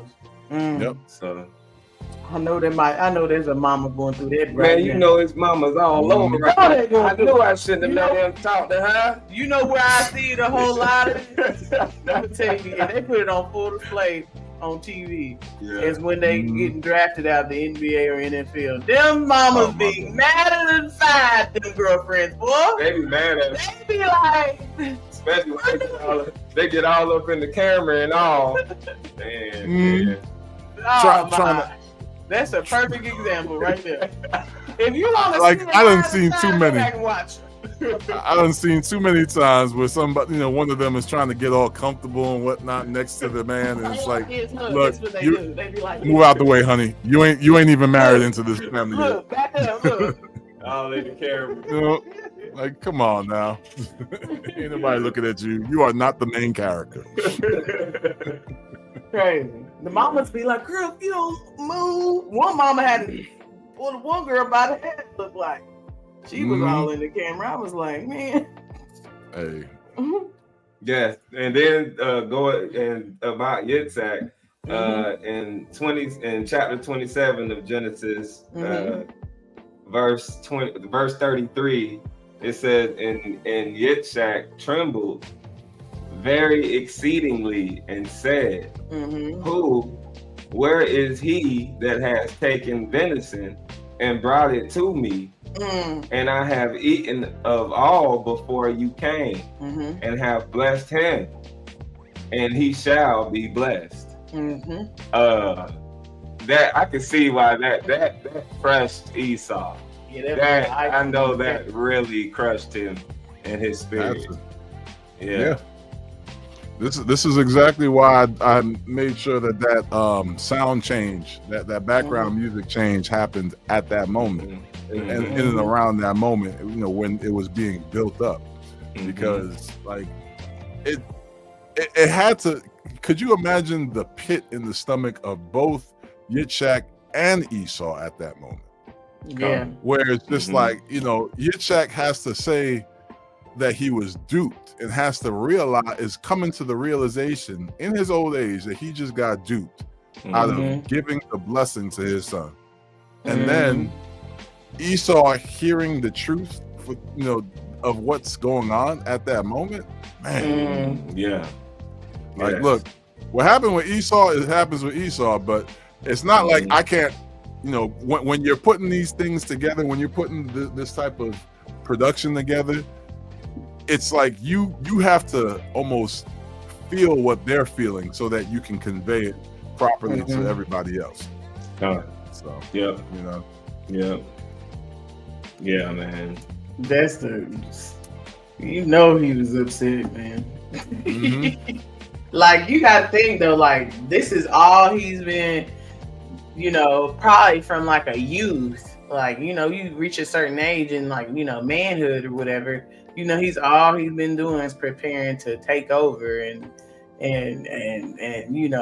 be, who his daddy was, and then you took it from your younger sibling. Because Esau said, he said, have you but another one blessing? Just give me something. And it's like, no, there ain't nothing. I mean, but you played the cards. This is what you got. You can learn a lot from Esau. Yep. You can learn what not to do. What not to do. Yep. Yeah, I mean, it's again bad decision after bad decision, and just being carnal, being in and of this world, focusing on that type of stuff. That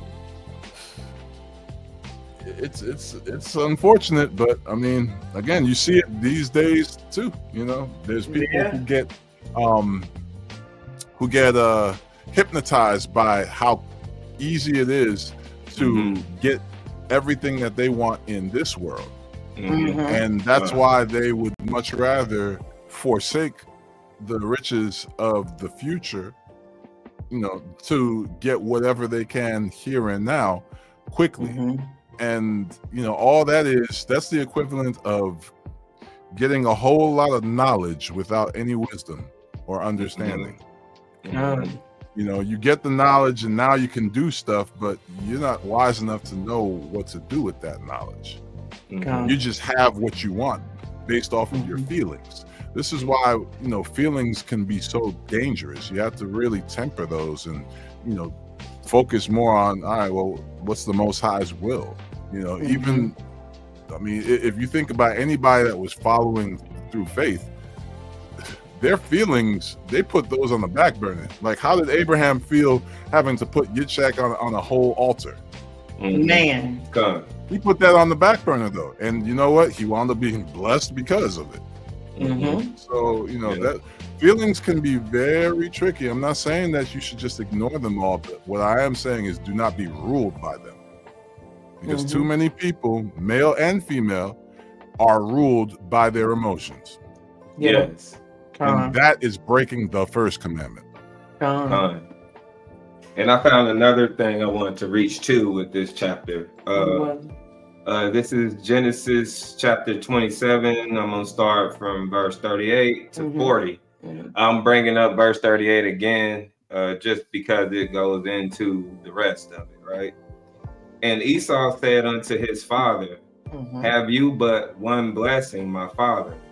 Bless me, even me also, O my father. And Esau lifted up his voice and wept. And Yitzhak his father answered and said unto him, behold, your dwelling shall be the fatness of the earth, and the dew of heaven from above. And by your sword shall you live, and shall serve your brother. And it shall come to pass, when you shall have the dominion, that you shall break his yoke from off your neck. That part stood out to me, of Esau breaking the yoke of Yaakov from off of his neck in the future. Yeah, well, I mean, that future is now. Because and one thing to keep in mind with that is it says when you shall have the dominion. I mean, that to me sounds like it's not going to last long. Yep. Just saying. Look, ain't gonna last. That makes you sense. get something, but it ain't gonna last. But I mean, it says that, it says that Esau's dwelling shall be the fatness of the earth and the dew of heaven from above. So it's a plentiful land wherever he is. But obviously we see it wasn't good enough. They had to leave out, and it wasn't good enough. Cause havoc across the world. Here's the thing, though. It's not just the land. I think it's actually the state of rulership. Because Esau's everywhere in the world, and they are snatching from everywhere in the world. So it's really more the overall rulership that they have as far as the fatness of the earth. Because I mean, all you gotta do is go look at Africa and how that place has been ravaged in regards to all the minerals and exports, things being exported out of it. And then you could go look around the entire world as to who is the ruling class and who's the servant class. And ultimately, this is their fatness of the earth right now. This is their dew of the heaven above. This is them living by the sword, since they're, again, like I said, who is constantly talking about firearms and having all that type of stuff, ready to fight all the time, for no good reason. Even when we're not available, they'll fight themselves if needed. They'll fight themselves. Like this, it is what it is.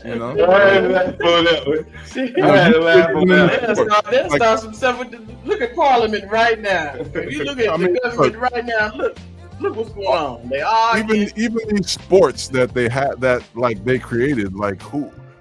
I promise you, it wasn't us that decided to start boxing one another. No. We didn't create football. That's true. We didn't start wrestling one another. Like what do we? We didn't do all that. Like who has more of a propensity for that type of violence? It wasn't our people. Now, granted, our people later on got good at those sports and all of that type of stuff. This is part of our blessing, and also part of us being raised to be stronger, faster, quicker, etc., due to several hundred years of chattel slavery. That part. Or having your land conquered, and now you have to work the land while others are just taking the goods. Being a prisoner. All of the above. Not even no disrespecting at this point in time, just pulling out facts. These are facts. If facts offend, then maybe you need to atone for your sins. But I'm just saying. I'm not trying these to. These are facts. So when you look at these things, it really points to, again, that fatness of the land, that living by the sword, and all of that. Like it's limited, and prophecy tells you that it's limited. This isn't the only prophecy in scripture that shows that it's limited. So I thank Abba every day that we can go back into this book see what's happening right now in this world today, even in the midst of our struggles, recognize that this is temporary. And we have eternity. And in eternity, they ain't gonna be dealing with the fatness. No, we will. Yeah. Con. All it was promised to us. All praises. Because it was promised to the children of Yasharel. But you can see it, like when George Floyd situation happened, which had been happening, but when his situation happened, you know, you seen us out there protesting peacefully, right?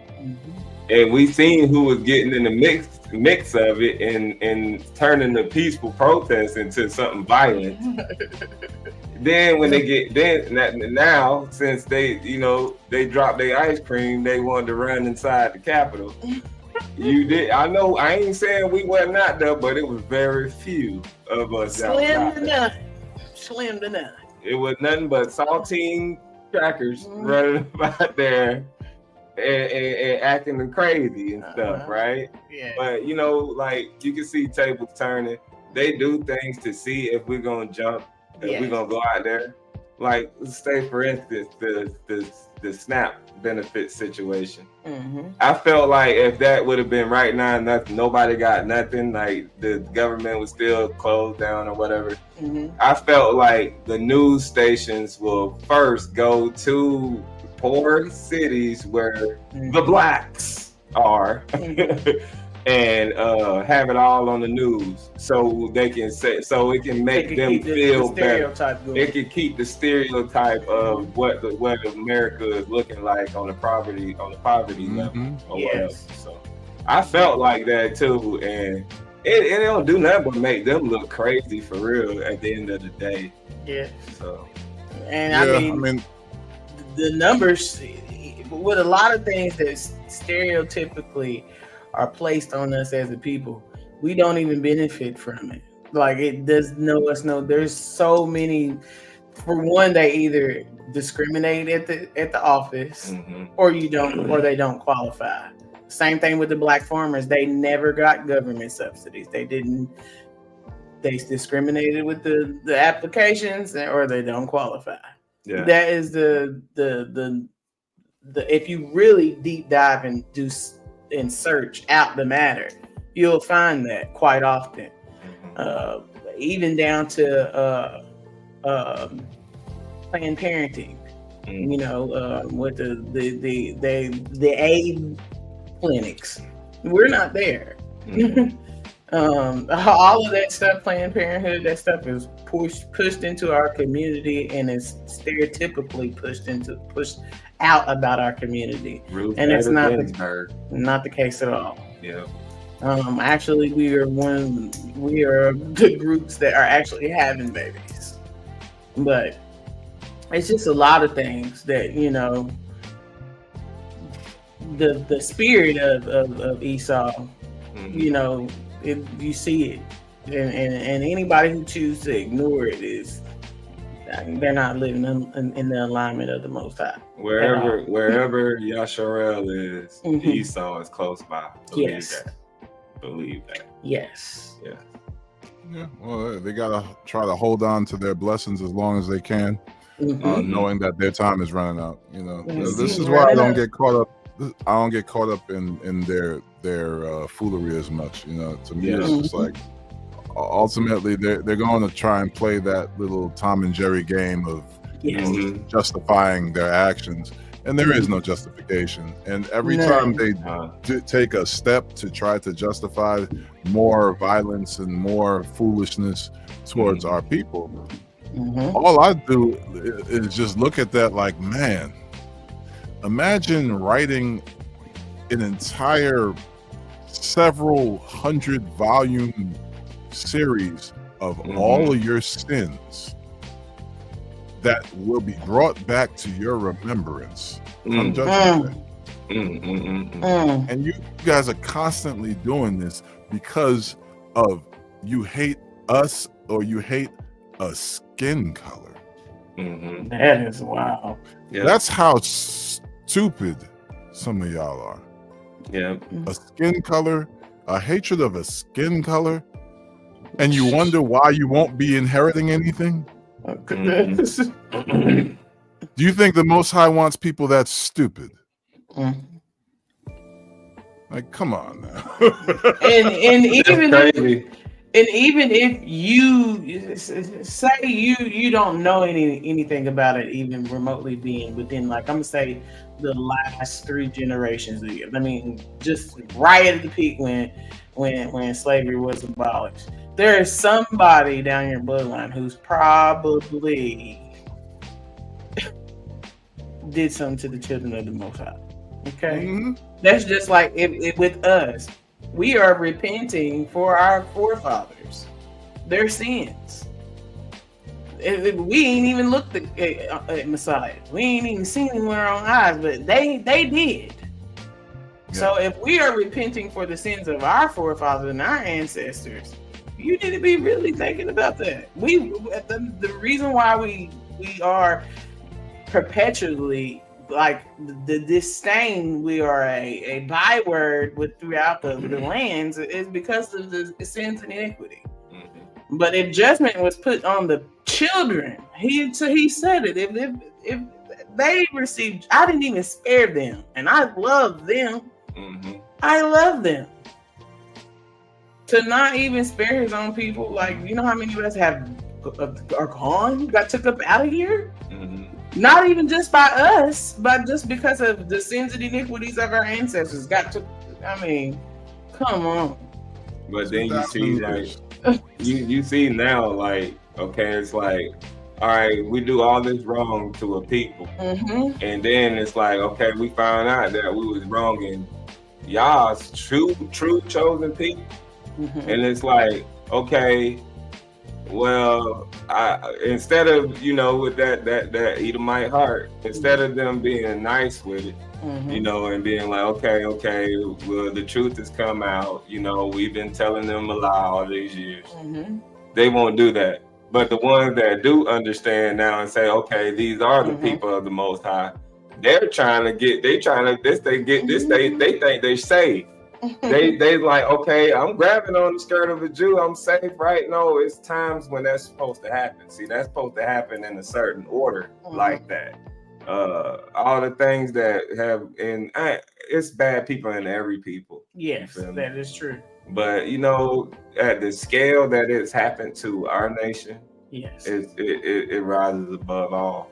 I mean, it's awful. Like, I implore y'all to just do a simple search of Sudan. Like, what's going on? Like, it's insane. Yeah. And then even look past CNN and NBC and all the other networks. Like, even with our people here in this land, like, there's people who are supposed to be a simple traffic stop that are not going home to their families. Yeah. There are people who are, our men and women who are truck drivers. Like, I know a sister right now, that are not going home to their families. They're not making it home. Like, the sin and iniquity, like the evil that lurks, the spirits that possess people to do some of the things that they do. Like, our children are going missing. They're not getting, there's no news media outlets pushing it. Like, there's so much stuff of, if you don't see yourself within these scriptures, whether you be on as Yasharallah, or whether you be as the other nations, I mean, even some of the deplorable things that they did to us as a people. If you don't see yourself within this book, you might want to see what side of the Most High you're on. Are you sure you're on his side? Are you sure you're on the side of Messiah? Read it, understand it, study it, the book. Read it, understand it, study it, and make some serious life changes, because the clock is ticking and time's almost up. Yep. I got a scripture that can sum this all up. I'm going to read from the complete 54 book Apocrypha. Yes. I'm reading 2nd Baruch. Yes. Chapter 13. In the Sefer, it might be 4th Baruch, but either way. 4th Baruch. It's 2nd. I'll read the full 12 verses. Okay. And it came to pass after these things that I, Baruch, was standing on Mount Zion, and behold, a voice came forth from the height and said to me, Stand on your feet, Baruch, and hear the word of the mighty Elohim. Because you have been astonished at what has befallen Zion. You will therefore be assuredly preserved to the consummation of the times, that you may be for a testimony. So that if ever those prosperous cities say, Why has the mighty Elohim brought this retribution on us? Say to them, you and those like you will have seen this evil and retribution which is coming on you and on your people in its appointed time, that the nations may be thoroughly smitten. And then they will be in anguish. And if they say at that time, For how long? You will say to them, You who have drunk the strained wine, drink also its dregs. The judgment of the lofty one, who has no respect of persons. On this account, he formerly had no mercy on his own sons, but afflicted them as his enemies because they sinned. Yes. Then therefore they were disciplined, that they might be sanctified. Come on now. Now, you peoples and nations, you are guilty, because you have always trodden down the earth and used the creation unrighteously. For I have always benefited you, and you have always been ungrateful for the beneficence. That was fine. Mic drop. Judgment's right coming. Yeah, it is. Judgment Mic is drop. coming. It's coming. And it's the and it's already started with Israel. We already. There's a reason why they don't want you reading this. Come on now. Yeah. Because it points directly to your judgment. These books, when these books start coming out and we start reading these books, we see this just confirms what's going to happen. This is why we don't have to fall in line into your folly anymore. We don't have to start fighting for these so-called rights and all that other stuff that y'all trying to get us to do so that y'all can lay us down with bullets. No, we don't have to do that. We don't have to play in your chess game. No. We can just sit back in Goshen, obey these law, statutes, and commandments, have faith in Mashiach, walk in love to our brethren, and watch your fall. Come on now. And there's nothing you can do about it. Yep. Oh, praises. Man, it's been a big change since wake up, Yasharala. Since a lot of us been waking up and coming back to our heritage, to the way. You've been noticing a lot of change, and then you see a lot of people showing their true colors. For people to say that, you know, the two sticks being the church and being true Yasharah like that, they pushing it too far. It's like now they're trying to climb up for air or something. They done dug themselves too deep, you know. Yeah. I'm gonna go to Deuteronomy chapter 9. And I'm gonna start at verse 3. And it says, Understand therefore this day that Yahuwah El-Haika is he which goes over before you as a consuming fire. He shall destroy them, and he shall bring them down before your face. So shall you drive them out and destroy them quickly, as Yahuwah has said unto you. We gotta know that he searches out first. The Most High goes before us first. Then he leads us in the way which we shall go. So he's telling you over and over that he is going to destroy the enemies that are before you. He said, and he will make way with them quickly. It won't even be nothing. But understanding that we can't operate in our time, we have to operate in the Most High's time, and that anybody who is preaching other than that, they are out of alignment with the Most High. Out of alignment with the Most High. Because he got to stretch out his hand first. So we sit back, we wait until he tells us to go. And he will. Right. And he will. Oh, praises. All right, family. Well, unless y'all have anything else, I think it's time for the encore. It's time for the encore. Let's go ahead and get that going, y'all. Yes. All praises to the Most High. All praises. All praises. Let's get it.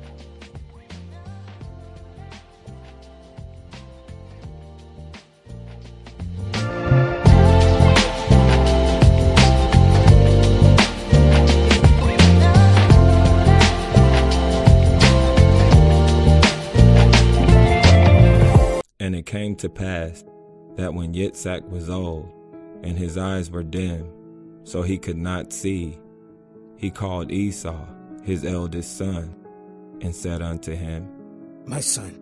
And he said unto him, Behold, here am I. And he said, Behold now, I am old. I know not the day of my death. Now therefore take, I pray you, your weapons, your quiver, and your bow, and go out to the field, and take me some venison, and make me savory meat, such as I love, and bring it to me, that I may eat, that my soul may bless you before I die. And Rivkah heard when Yitzhak spoke to Esau his son, and Esau went to the field to hunt for venison, and to bring it.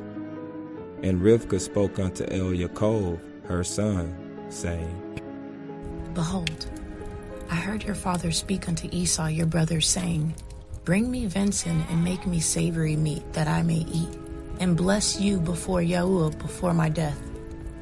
Now therefore, my son, obey my voice according to that which I command you.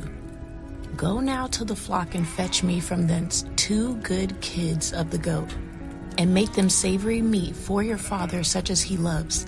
And you shall bring it to your father, that he may eat, and that he may bless you before his death. And Yaakov said unto Rivkah his mother, Behold, Esau my brother is a hairy man, and I am a smooth man. My father perchance will fill me, and I shall seem to him as a deceiver. I shall bring a curse upon me, and not a blessing. And his mother said unto him, Upon me be thy curse, my son. Only obey my voice, and go fetch me them. And he went and fetched, and brought them to his mother. And his mother made savory meat, such as his father loved. And Rivkah took goodly raiment of her eldest son Esau, which were with her in the house, and put them upon Yaakov her younger son. And she put the skins of the kids' goats upon his hands, and upon the smooth of his neck. And she gave the savory meat and the bread which she had prepared into the hand of her son Yaakov. And he came unto his father, and said, My father. And he said, Here am I. Who are you, my son? And Yaakov said unto his father, I am Esau your firstborn. I have done according as you bade me. Arise, I pray you, sit and eat of my venison, that your soul may bless me. And Yitzhak said unto his son, How is it that you found it so quickly, my son? And he said, Because Yahuwah Eloheka brought it to me. And Yitzhak said unto Yaakov, Come near, I pray you, that I may fill you, my son, whether you be my very son Esau or not. And Yaakov went near unto Yitzhak his father, and he felt him, and said, The voice is Yaakov's voice, but the hands are the hands of Esau. And he discerned him not, because his hands were hairy, as his brother Esau's hand. So he blessed him, and he said, Are you my very son, Esau? And he said, I am. And he said, Bring it to me, and I will eat of my son's venison, that my soul may bless you. And he brought it near to him, and he did eat. And he brought him wine, and he drank. And his father Yitzhak said unto him, Come near now, kiss me, my son. And he came near, and kissed him. And he smelt the smell of his raiment, and blessed him, and said, See, the smell of my son is as the smell of a field which Yahuwah has blessed. Therefore Elohim gives you the dew of heaven, and the fatness of the earth, and plenty of grain and wine. Let people serve you, and nations bow down to you. Be prevalent over your brethren, and let your mother's sons bow down to you. Cursed be everyone that curses you, and blessed be he that blesses you. And it came to pass, as soon as Yitzhak had made an end of blessing Yaakov, and Yaakov was yet scarce gone from the presence of Yitzhak his father, that Esau his brother came in from his hunting. And he also made savory meat, and brought it unto his father, and said unto his father, Let my father arise, and eat of his son's venison, that your soul may bless me. And Yitzhak his father said unto him, Who are you? And he said, I am your son, your firstborn Esau. And Yitzhak trembled exceedingly, and said, Where is he that who has taken venison, and brought it to me? And I have eaten of all before you came, and have blessed him. Yea, and he shall be blessed. And when Esau heard the words of his father, he cried with a great and exceeding bitter cry, and said unto his father, Bless me, O father, bless me, even me, O my father, bless me. And he said, Your brother came with subtlety, and has taken away your blessing. And he said, Is he not rightly named Yaakov? For he has supplanted me these 2 times and took away my birthright, and now he has taken away my blessing. Have you not reserved a blessing for me? And Yitzhak answered and said unto Esau, Behold, I have made him prevalent over you, and all his brethren have I given him for servants. And with grain and wine have I sustained him. And what shall I do now unto you, my son? And Esau said unto his father, Have you but one blessing, O my father? Bless me, even me also, my father. And Esau lifted up his voice and wept. And Yitzhak his father answered and said unto him, Behold, your dwelling shall be the fatness of the earth, and of the dew of heaven from above. And by your sword shall you live, and you shall serve your brother. But it shall come to pass, when you shall have the dominion, that you shall break his yoke from off your neck. And Esau hated Yaakov because of the blessing wherewith his father blessed him. And Esau said in his heart, The days of mourning for my father are at hand. Then I will slay my brother Yaakov. And these words of Esau, her elder son, were told to Rivkah. And she sent and called Yaakov, her younger son, and said unto him, Behold, your brother Esau, as touching you, comforts him, purposing to kill you. Now therefore, my son, obey my voice and arise.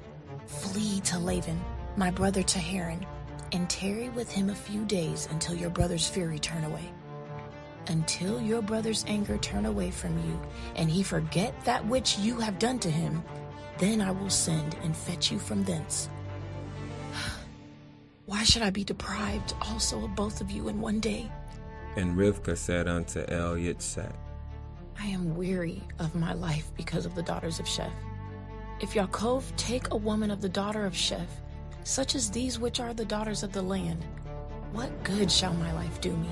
And Yitzhak called El Yaakov, and blessed him, and charged him, and said unto him, You shall not take a woman of the daughters of Canaan.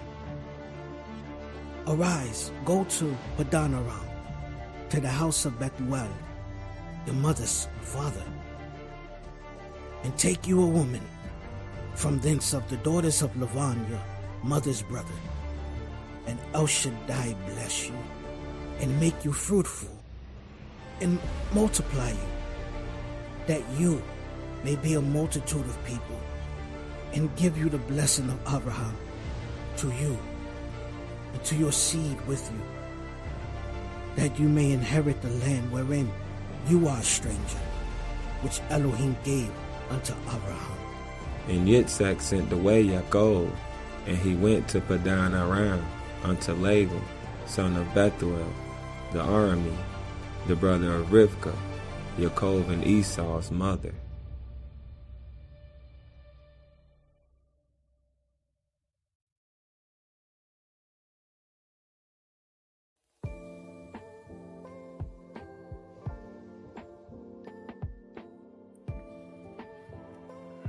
And we are back. All right, family. Yes, we back. We back. I forgot to unmute the mic. My bad. Yeah, it's all good.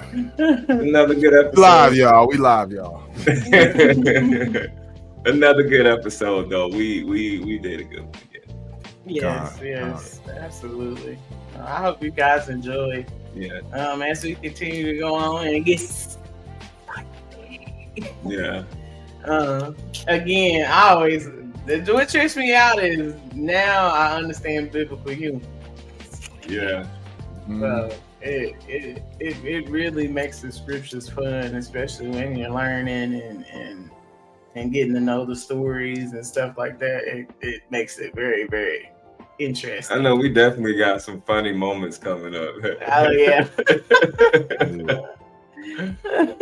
I'll tell you, whether it's funny or even certain areas where it's serious in scripture, I love the fact that we have the full understanding of these things now, and we're not looking at it from a lens of part of the story. Now we're seeing the full story, and like when you think about some of the brothers and sisters who may have been alive at a certain time, like Moshe's generation or Joshua's generation, or some of the generations of the judges. They didn't have the full story. They didn't know everything that was going on, that was going to go on. We could literally bring out scriptures and prophecies that they never even knew were in effect, and it's simply because we have the full scrolls now. So I just praise Abba that we're alive in such a time as this to see the consummation of all these things, and now we have the opportunity to live for him in righteousness and in faith, to actually truly do things, come back to him rather than just continuing in folly, So we're definitely thankful to Abba for that. Yes. Oh yeah. All praises. And glad we can bring it forth so everybody can hear this original. I say the original version of our ancestors and what they went through, because we can point out things that other people won't point out. Yeah. And then just to again, nothing sounds like this Yeah. And I think is because we went with having just regular people voice or you know, are some of our ancestors and stuff. And I think that kind of gives you, you know, a little bit more of a visual aspect. You're still, you know, whatever the Most High shows you, but you're actually like, you know, they could possibly sound like our ancient ancestor if your cove sounded that way, you know, or if Yitzhak sounded like that, you know. And now, you know, that we have the whole scrolls and we're able to bring that out, and especially for our people awakening and realizing that the scriptures are about us. Yeah, I love that. Yeah, especially like when we studied for, you know, the last episode of season 1. That episode was a beautiful episode. Yeah, I was studying that part of it, and the night before we went live, and it's like Abba showed me how the ram was in the bush, and I thought that was pretty cool. I was like, oh, so I could see this. And then when I'm listening to, you know, what we had put together, it made it seem so much more to me. Yeah, man, it's hard work. But it's good to have people that are willing to, you know, step outside of their comfort zones and coming on and, you know, using their voice for something so good. It ain't nobody that sound like us. Even when I go look us up on Spotify, iTunes, Amazon Music, and you know how they always have more like this or something similar. Yeah.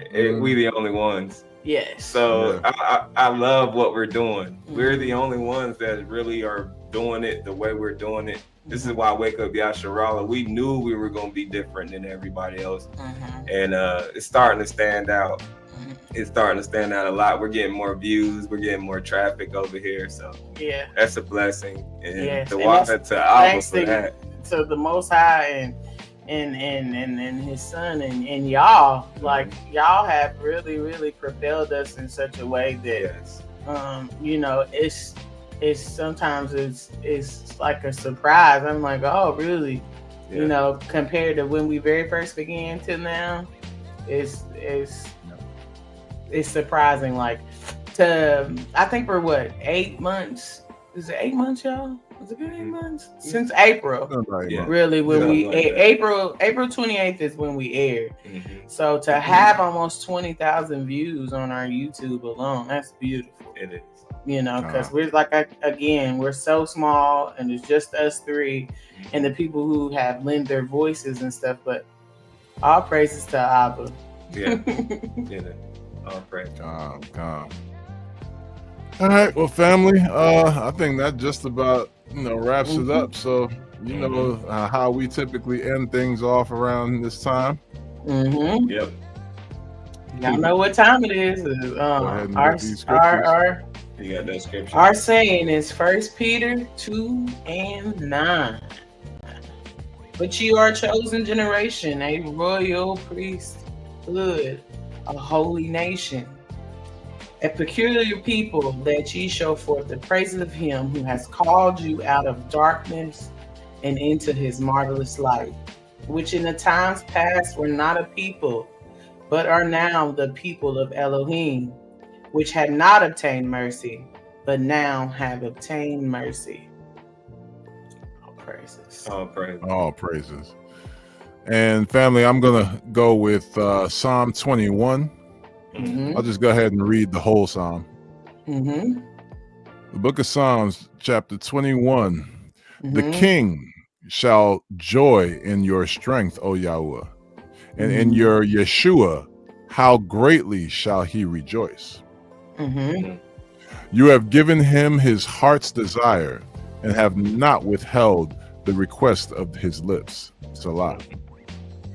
For you prevent him with the blessings of goodness. You set a crown of pure gold on his head.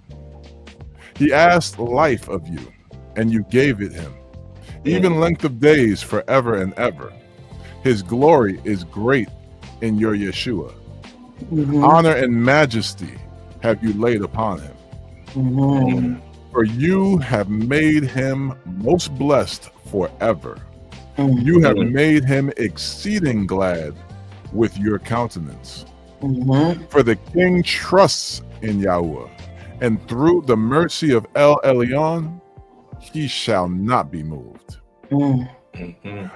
Your hand shall find out all your enemies. Your right hand shall find out those that hate you.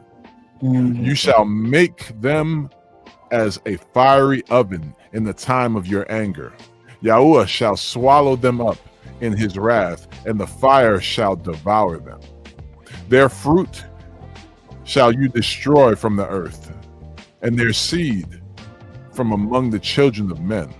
For they intend evil against you. They imagined a mischievous device which they are not able to perform. I'll say that again. For they intended evil against you. They imagined a mischievous device which they are not able to perform. Therefore shall you make them turn their back when you shall make ready your arrows upon your strings against the face of them. Be exalted, Yahuwah, in your own strength, so will we sing and praise your power. All praises to the Most High. All praises. And then that was beautiful. Did you write that down? Oh yeah, you know I gotta highlight that. And I got a scripture reading. I'm gonna be reading from 1 John, verses 1 through 5. All right. That which was from the beginning, which we have heard, which we have seen with our eyes, which we have looked upon, and our hands have handled, the word of life. For the life was manifested, and we have seen it, and bear witness, and show unto you that eternal life, which was with the Father, and was manifested unto us. That which we have seen and heard declare we unto you, that ye also may have fellowship with us. And truly, our fellowship is with the Father and with his Son, Yahushua HaMashiach. And these things write we unto you, that your joy may be full. Then this then is the message which we have heard of him, and declare unto you, that Elohim is light, and in him is no darkness at all. All praise. All praise. All praise to the Most High. All right, family. I think we're gonna go ahead and wrap this up, as we always do around this time, with a prayer. Yes. Yes. All right. Abba Yah, the great I am that I am, Ahaya Asher Ahaya. Abba, we thank you for yet another beautiful episode of Wake Up Yasharallah. We thank you for the blessings that we received, those beautiful souls who have helped out with this project. Abba, I'm thankful to them. I pray double blessings upon each household that is helping us out with this ministry, whether it's actively speaking on these recordings, whether it's helping from a promotional standpoint, being a moderator, and those who are listening in. Abba, we pray blessings upon all of our brothers and sisters. I pray that you continue to guide them, lead them day in and day out. I pray, Abba, that this ministry reaches beyond just Yasharallah, but to also those that are trying to seek you truly, who are looking to be in the truth and are not just okay with the lies that they've been fed in all these other false religions. Abba, we know that you have set your Son to be the way, the truth, and the life, and no man comes to you but through him. So, Abba, I pray that all those who are hearing my voice, whether it's live or whether it's on a replay, that you have them seeking him in spirit and in truth. Not just some hyper spiritual understanding, but the truth of the matter. As, of course, he would say and speak to the people of Yasharala and to the rest of this world. Abba, we know we are nothing without you, and we thank you for this opportunity again to bring forth the word to your people. In Yeshua's name, we ask all these things. Aman wa aman. Aman wa aman. So be it. So be it. Yes. Wake up, Yasharala. Wake up, Jacob. Y'all have a good evening. Stay awake, y'all. Leila Tov. Leila Tov.